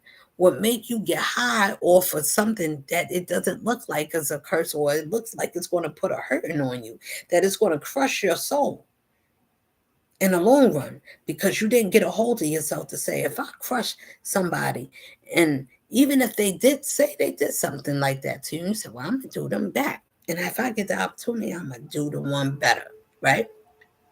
Okay, you're no different than the other one. Now you're the same.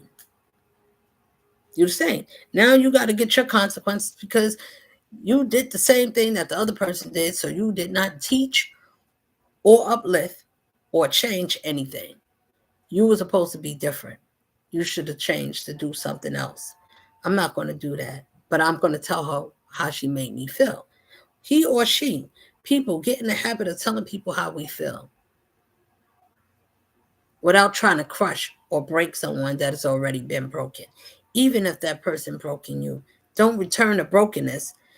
If you healed, you can't be broken. You would have to come from a healed place to talk to a person that's broken, that don't feel good feelings towards you.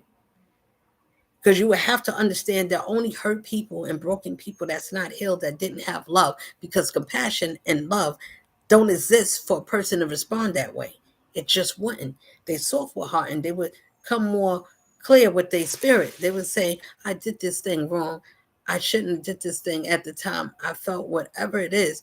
You have to make amends to be able to cleanse your spirit, to be rest with your karma, to be lessened. It would have to be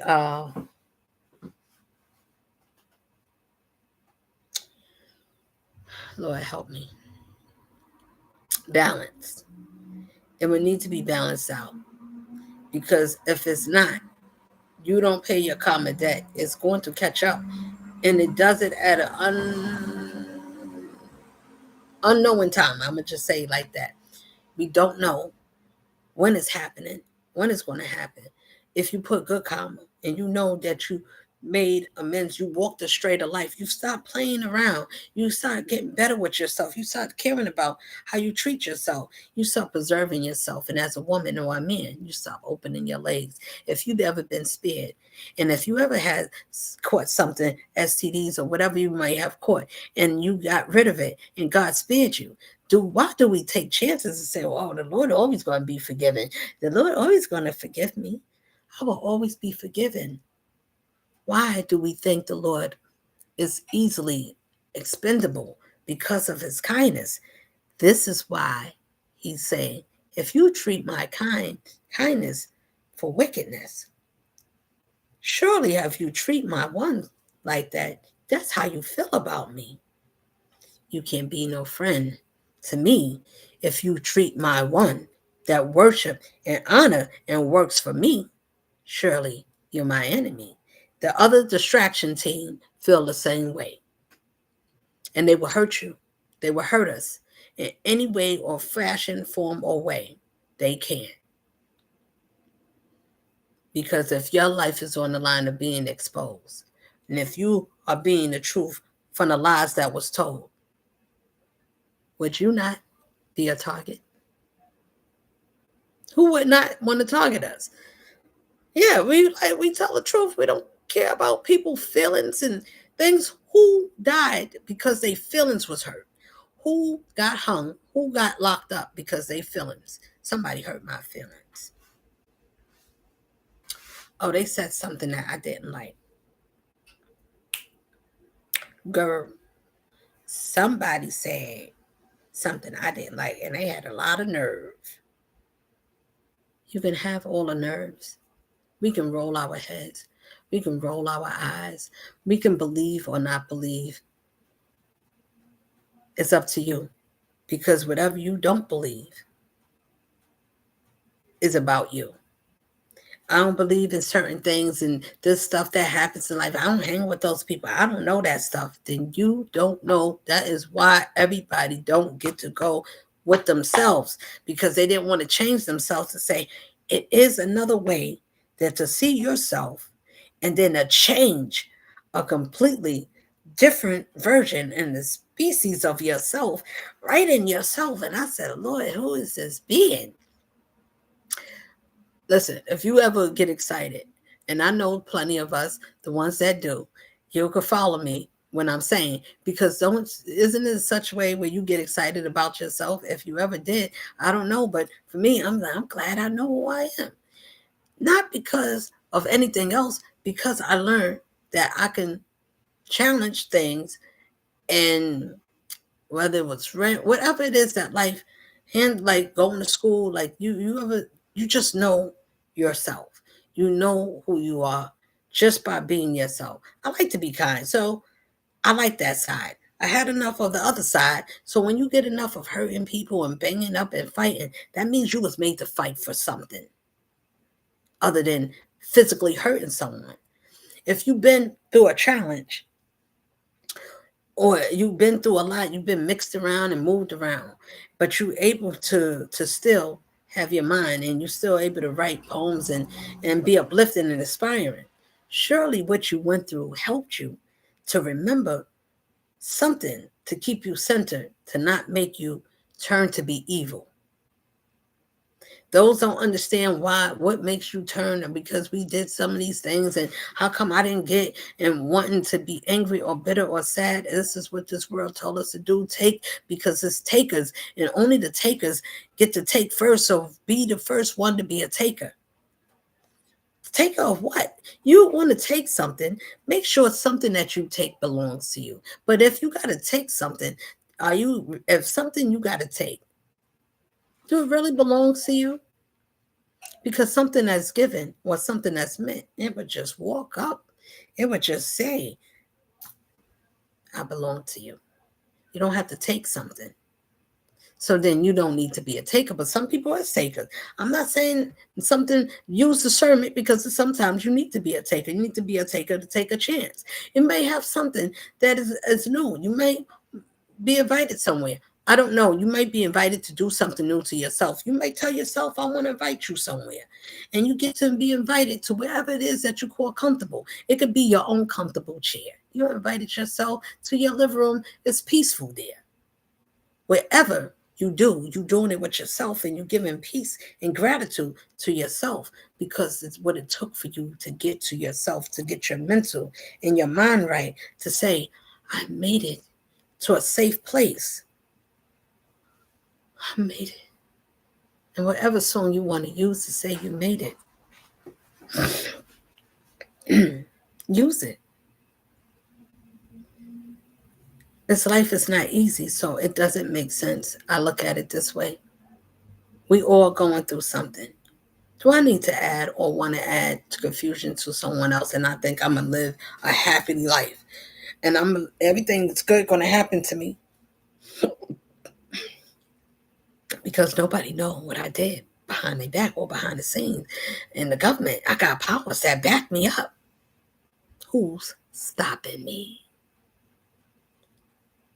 When you're doing something crooked, and as long as it don't cross the earthly and the spiritual realm, and it don't cause a spiritual catastrophe, if it don't cause an earthquake up there, if it never reach up there, and it just stay down here, you may be in good hands. But the ancestors, if you're doing something wrong, you're going to get chastised. You're going to get reprimanded. Nobody is above spiritual law. None. Not one, not none. If I choose, wherever we choose to use our intelligence, our wisdom, if you can see things, if you know how to read things, if you can see patterns and shapes and colors and sizes and things, and you can see through people's spirits, you can see through their minds, you can see how they think about things, you can feel them, you know them by their spirits. And anybody that does, it's not too many. I just know one, but whatever that one is, all in all that one is, and he give you that spirit. He said, surely discern, speak, and tell my people how I love them, even when they fall, even when they broken, no matter what they did. If they call on me, they will have to die for everything and get rid of everything and come clean and say, I was lost. I was a dummy, man or woman. We would have to turn our back on the flesh part of our earthly desires to be able to live a righteous life. You will have to. That's the only way that if you signed a contract, you could get out. You will have to leave that life or die with it.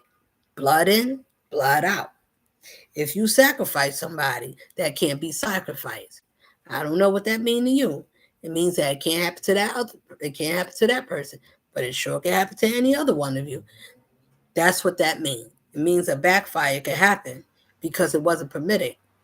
If it's not ordained, and if the Lord said, touch not this one is not to be tested. None of my ones, all of these ones is down for a purpose. They work for me. Who is going against that one on purpose unless they have a personal vendetta against me? I gave you life and you will still turn on me. I gave you what you needed. You prayed to me. I answered you. Why didn't you receive? Why do you people walk back and forth and grunt and grumble and talk about me and say, the Lord is my shepherd. The Lord will give me my way. I love the Lord. But when trouble comes, you run the other way. Why do you not rely on me? If you can't see me and you can't hear me, do you think I'm far away? I'm in your spirit, waiting for you to pick up, to answer the call. But you can't. You're distracted. You can't hear me. Your mind, your spirit is not right. You're not, your vibration, your mindset is too low. You're not thinking healthy. You're in the wrong place. You're with the wrong people. You may not be wrong, but you're with the wrong atmosphere. So it won't let you grow. So that's why I stop you if you ever want to know why I didn't let you go to that party when you wanted to go, why I said no to you, why you couldn't have the one thing that you wanted that was looked and shiny and glittering and had all the money. Why I didn't let you take that one? Why I didn't let you have him or have her? Why I turned you away from that one that looked at glitter like gold? If it's me, surely I know better than you. You wouldn't trust me. That one is not for you. She's good for someone else, but not for you. Wait your turn. You might find I got something better in store for you.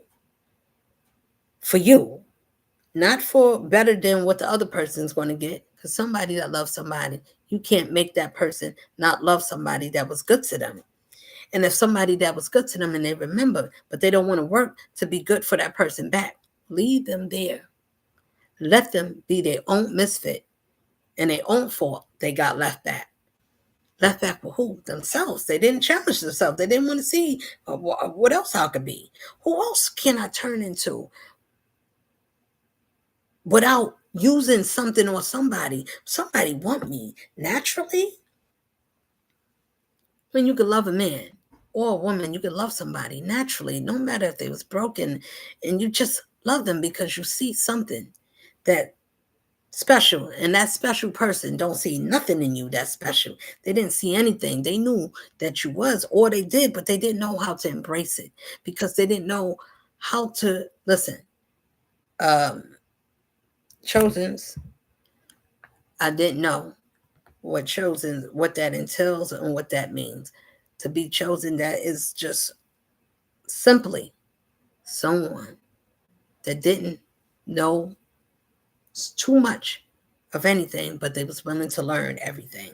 They was willing to take their time, even through their pain, even when we was confused. Some of us don't have nobody to guide us, so we have to figure it out. That's what most chosen ones do. We got to figure it out. We don't have no one to give us the knowledge because the people that we sitting around, they cannot encourage us to knowledge us that way. Something surely has to be awakened because we aligned with something. We got rid of something. We stopped doing something. I don't care what that something was. If it was to stop going to your friend's house across the street, because that one, you used to get a little wild, or you used to end up fighting with people, or whatever the case is, it just wasn't a good place to meet. So when you find out that you stop doing things and you start honoring yourself, you start, let me respect myself, because it's a woman or a man out there that respect themselves. Surely somebody was raised to honor themselves. Don't go giving your cookies away, because when you do, who's going to think that you're special for them? Be special for the Lord. Even if you did all of those things, stop doing it. It doesn't mean, well, I had 100 and I had 2,000 guys. I slept with 50 men, whoever you slept with. And if you're still healthy, and if you wasn't healthy, did you learn something to stop and say, I need to get out of this world of thinking this sex or whatever it is taking my frequency down. It's giving me a lower vibration. If your frequency is off, and you're thinking about sex, porn, and masturbating, I'm telling you, when I was young, you could do a lot of things, but when you outgrow them, do you learn that you should need to be more calm with yourself? Stop doing those things because it's taking too much out of you. It's using your energy in the wrong way. You're using your energy the wrong way. Our sexual organs is not to be misused. We shouldn't be sticking things and doing too many people at one time, and because it feels good, it is dampening, and it's looking, the Lord, we being watched. Your grandparents or whoever your loved ones is would be like, what is our people doing? What is going on? Who is going to live to be responsible for the children that's left behind? Is this going to be what you pass down to them? Does this rhetoric, does this mockery of life that you can just dispose of yourselves and show everything and watch people watching, and the things to be degrading, the things that we say about others and the way we live our life, and have something, the nerve to say to innocent ones or to say to others, how dare you live a righteous way and make us look bad? Made yourself look bad because you had a choice to change yourself. So stop looking bad. You don't have to stay in the distraction. Told us to get out of there anyway. Why would you be like the oppressor? If the oppressor is there to oppress and to make you to be slave mentality and make you think if you got money, you could buy this, you could do that, you can.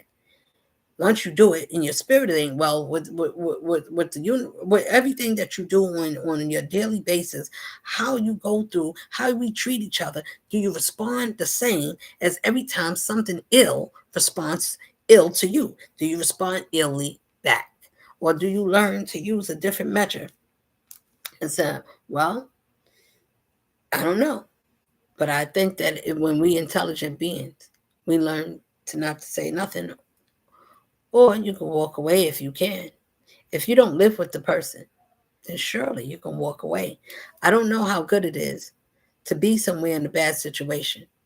I've heard somebody say something or talk about it, but if you're in a bad situation or in a toxic one, can you get better?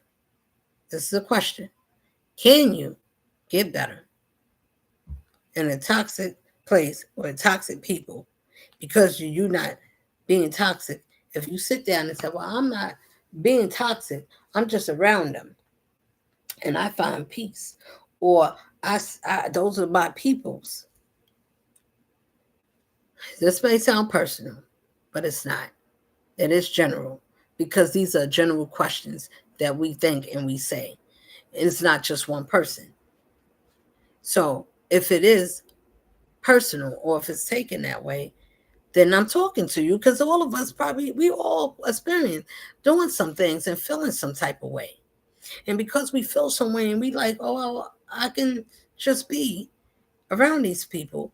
I can be friendly to people that live a certain way. But I don't live that way.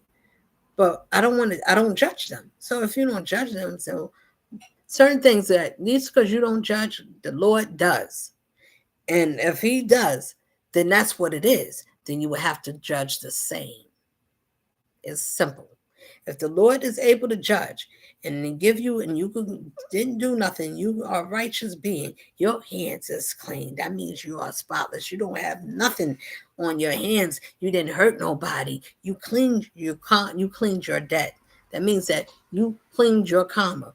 Whatever you did, you corrected your life. You closed some doors. You made some things right. You got with yourself, made yourself right. You spent time and loved yourself so you could love yourself right. So you said, well, whoever loved me, the next love, I'm going to love him with everything because I know that that's the Lord giving me that one. Whenever one that wants come. Wait. I'm just saying it's better if you wait. For some people don't want to wait at all. They say, no, I'm not, I don't want nobody. I'm finishing my rest of my life out celibate.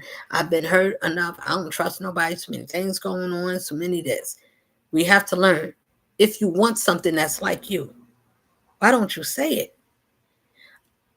I don't know to look out to say if you want a companion. Everybody needs one or get one. Whatever the case is, if you don't, be your own companion. Be your own best friend. Do things that you love. Even if it's just singing, if it's just walking to the park and sitting and talking to the birds, whatever it is. Be in love with you. Because when you wasn't in love with you, that's when we felt broken. So when you heal, love every part of you. Even when you was broken, look at where you came from. Look at what you thought was less of you. Look how you felt. You felt used. We felt like we wasn't good enough. Why nobody don't love me? Why my family? Why people keep pushing me away? What's wrong with me? It's nothing wrong with you. It's something wrong with you. Well, what's wrong with you is you not loving you. It's you not being okay with you being okay with just you.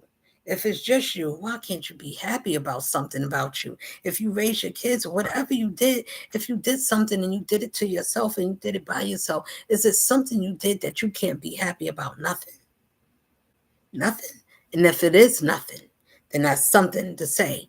I need to do something because I keep going low and I keep changing. I don't know who I am and I'm not on the right track.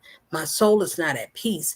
What do I need? You need to be honest and come clean. It's something that is mixing with the soul that it won't free itself. It won't say who what it needs to say. It's not ready. It's still scared to be who it needs or she needs to be.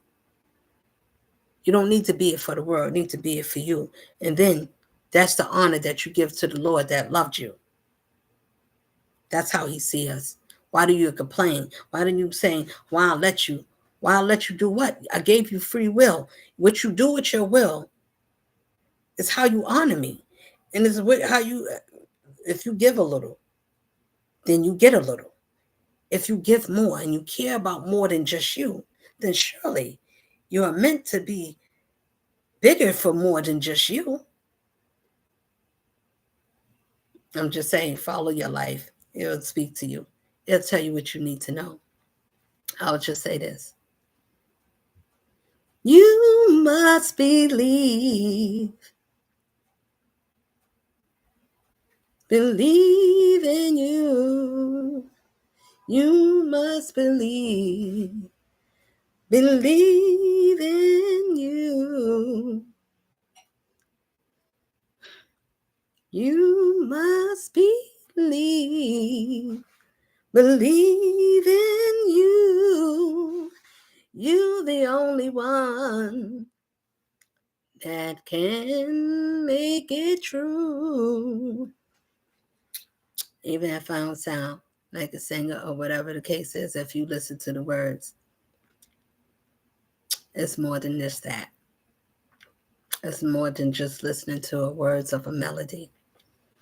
But if those words have something, if you believe in yourself, and if you say you believe, then believe like you say you do. And if you do, then just do it. And if you don't, then don't, I don't know, don't give up on yourself is all I'm saying. You should be at a time where we can say, I've been through a lot, I cried. Do you want to cry for happy tears? Is it time to say, I made it? I did so many things. I made it far. Whenever you leave something from the past, leave it back there. That past is a past for a reason. And if something from the past, it cannot come back as the past. It needs to come back brand new. If it's not a new version, and if that version of that person being brand new, it's not feasible for you, because not every change is a good change. And not every change meant that that change is meant for you.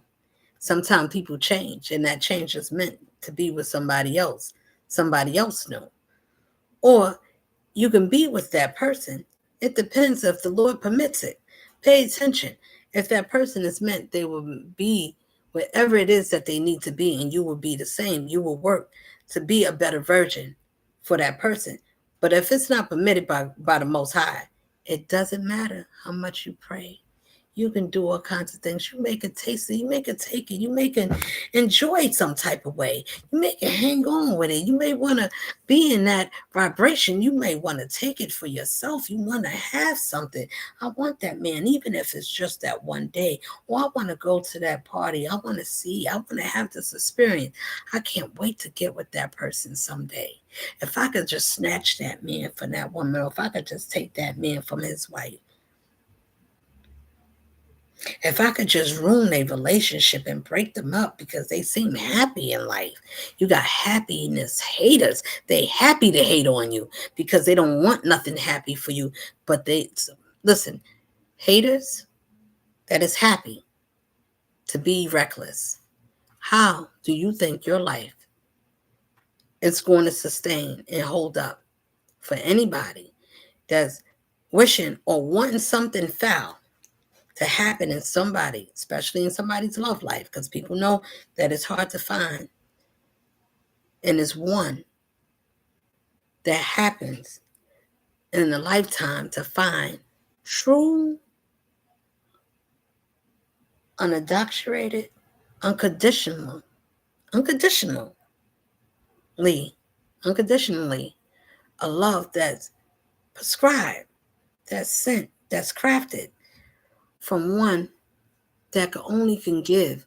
It's not what you look like. You said when you look in the mirror, what do I look like? You should, if you don't know another look, you should look like you. But your spirit should belong to a God, to a power that it governs, that's more power, that's all knowing naturally, that you could just talk and say, speak, cover me, walk with me as I walk, keep my faith, keep my shield. Let you be my butler wherever I go, oh Lord. Let me keep faith in the things that I don't see, that I know that you are there protecting me with your army. I know I'm not alone. You are my defense. You're my rock. You're my weapon. You're the power that give order to this universe, and you use all kinds of measures. You use Mother Nature if you have to protect your ones from the arsenals of the wicked with their weapons. You're going to want to know that it's a God that governs you, that loves you for the soul. Why wouldn't you love that one? What wouldn't you do for that woman or that man that is sent from a God to love you that way? And if you came through anything and you went through anything hard, you would do everything in your power to protect your peace. You wouldn't let nothing and no one come near you that caused you already did something reckless to you. Surely that person would have to do something good by you. They would have to. You work for that one. That one would make it right for you. You do nothing. You sit and you be thankful and you honor the Lord when he said, I'll fight your battles. You got to believe it. If you don't believe none of the words, why do we say it? We just say, I believe the Lord is my shepherd. And we can know that God is good all the time. All the time, God is good. You know why it's like that? Because you're in a distraction world that don't align you properly with your higher God self, that is not in the church, sitting somewhere, reading a book, talking about. You can ask questions. Who you asking questions to? They can't tell you more than you. They're going to tell you what's in the Bible and to be obedient to who? Your master. Who's they master? The world. That world stage, the government that governs everything, that give us all kinds of laws and tell us to follow. That's God in this world. And they put that God in the churches and in the courts and on the back of the dollar bill or back of the money and saying, God, we trust. So when you trust that more than you trust you lose your birthright. You lose a part of you. You don't even know who you are. You don't even know who you're walking up into. You think that that's the only power? If you come against one that owns both powers underneath the power, that power ordains and covers all powers, and it takes its power away when it's used unwisely. So if we think we got free will and we can always keep it, not if you do the wrong things in the wrongest way. He give it and he can take it away. It's a true thing. It happens in this life. If you confuse, you should be able to see yourself in the Bible stories. And if you can't, then you should be able to see why Babylon is falling. While Babylon is falling. Go look at Revelations 14, chapter 7. Read that. You should find where it's at. First Romans, you can read the whole book. It's going to tell you from the beginning to end why and how they was going to make us turn to each other. All for ourselves. Be mad with our women. They make these cults just say men to be haters of women. How do you know you with a man that's haters of women? They don't treat you, they kind of mean-hearted. They'll spend and buy you things, but they won't give you their heart. They don't want to settle down. They won't make you their one. They just say things to make you feel nice and smart. They'll say smart things because they want you to feel like, I'm riding with you. So when you ride, I rode along until I said, okay, I don't want to ride no more. I played it your way. Now it's my turn. I want to do me now. Because now I find, okay, that's how it was. No problem. Do you know when it's a test and when you need to learn a lesson? When you take it as a lesson, well, I'm going to take this as a lesson to learn. When you do it that way, you cannot be hurt to the part where you're going to be broken because you understand that it's teaching you something that you missed, something that you should learn, something you learned about yourself from being with someone else. It doesn't mean everything is bad. You're supposed to learn a lesson. If the person don't learn nothing from you, that is not your fault that they didn't get their lesson and they didn't learn.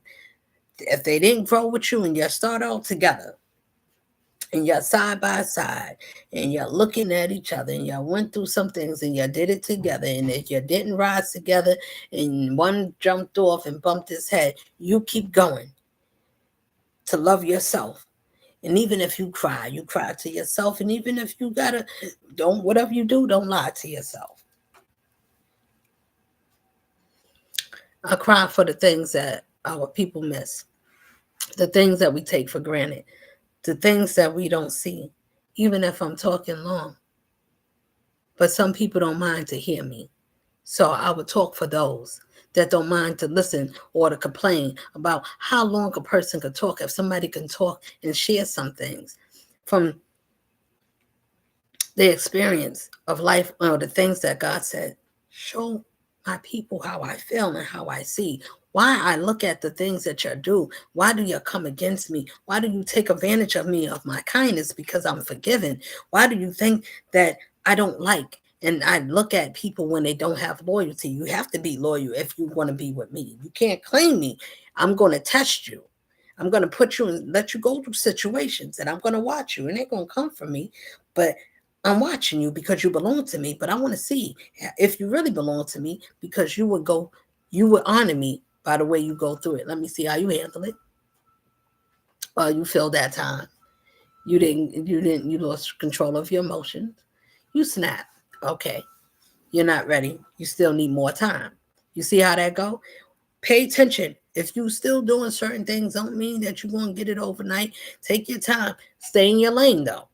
People that can do certain things, everybody is not able to do.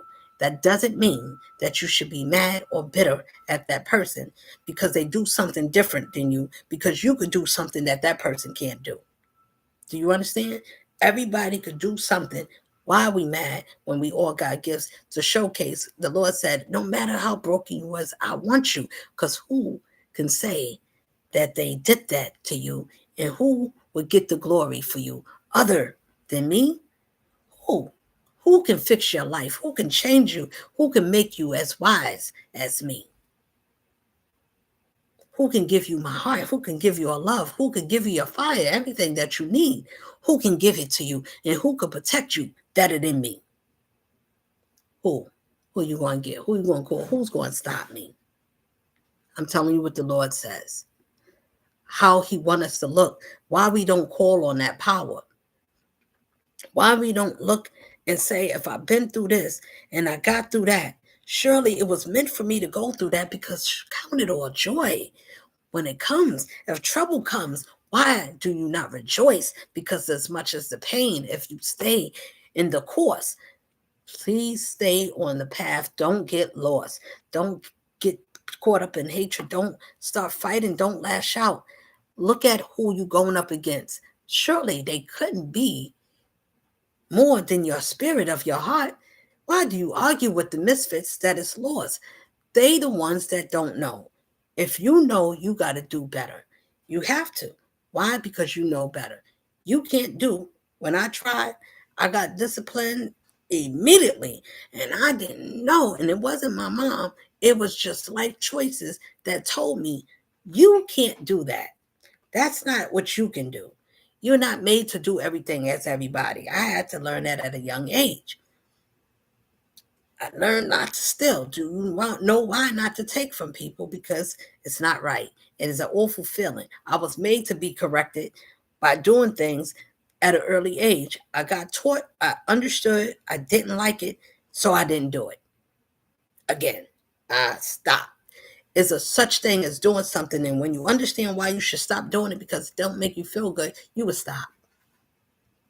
If you're getting a bad reaction, or for something that you're doing, or how you living, or how you treating people, those are the things that goes along that's going to shape our destiny. How you talk to people, how we treat people, how you smile. Not just smiling, but how you smile in your heart.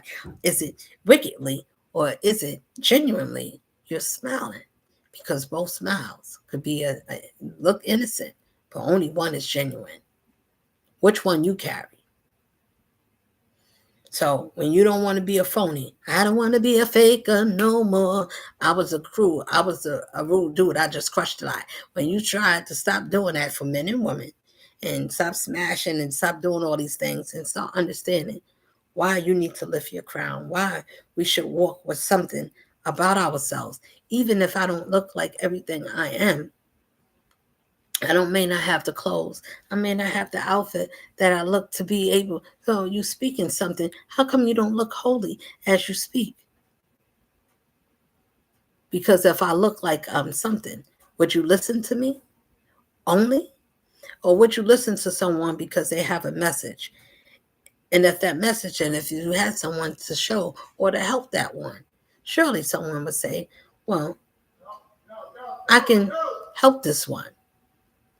This one I can work with. I see the essence of the beauty, not the beauty in just the physical, but the beauty in a way of expressing love. Why we can't repeat the things that was broken, because we all have broken families. Somebody needs to be out of their family to do something different with your kids or with yourself. You get a new chance. When you have your children, you get a chance to do something different with yourself. You get to see if you can go off script. You don't have to raise your kids the way you was raised. You could do something different.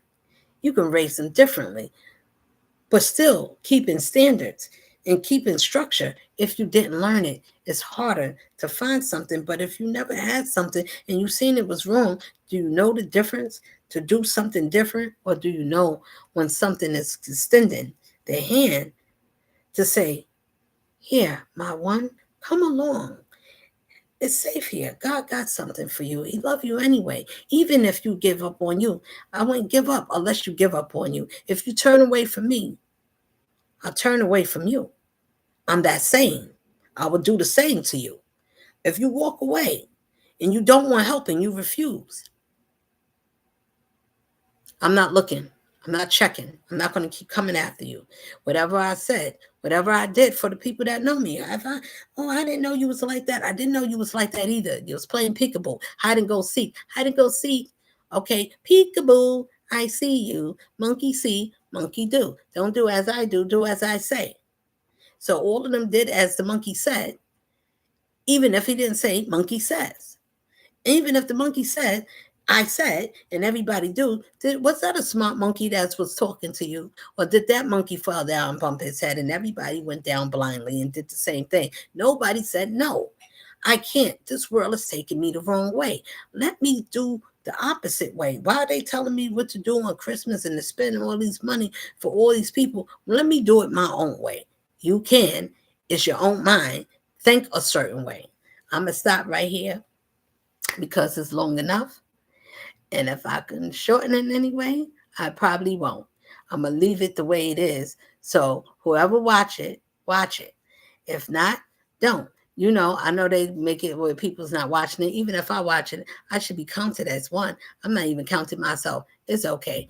That don't mean that nobody's watching it. It means that they want me to think that. So either way, it's no problem because the universe, my ancestors, my soul tribe is recording everything. So they know that I said this. And whatever I said, somebody's going to watch it. Somebody's going to say something about it, and I'm going to hear about it. So everybody watch. I hope you watching and got inspired in some way. I love you. Good night. Good morning, wherever you at. Have a nice one. God bless you. I love you, my loved ones.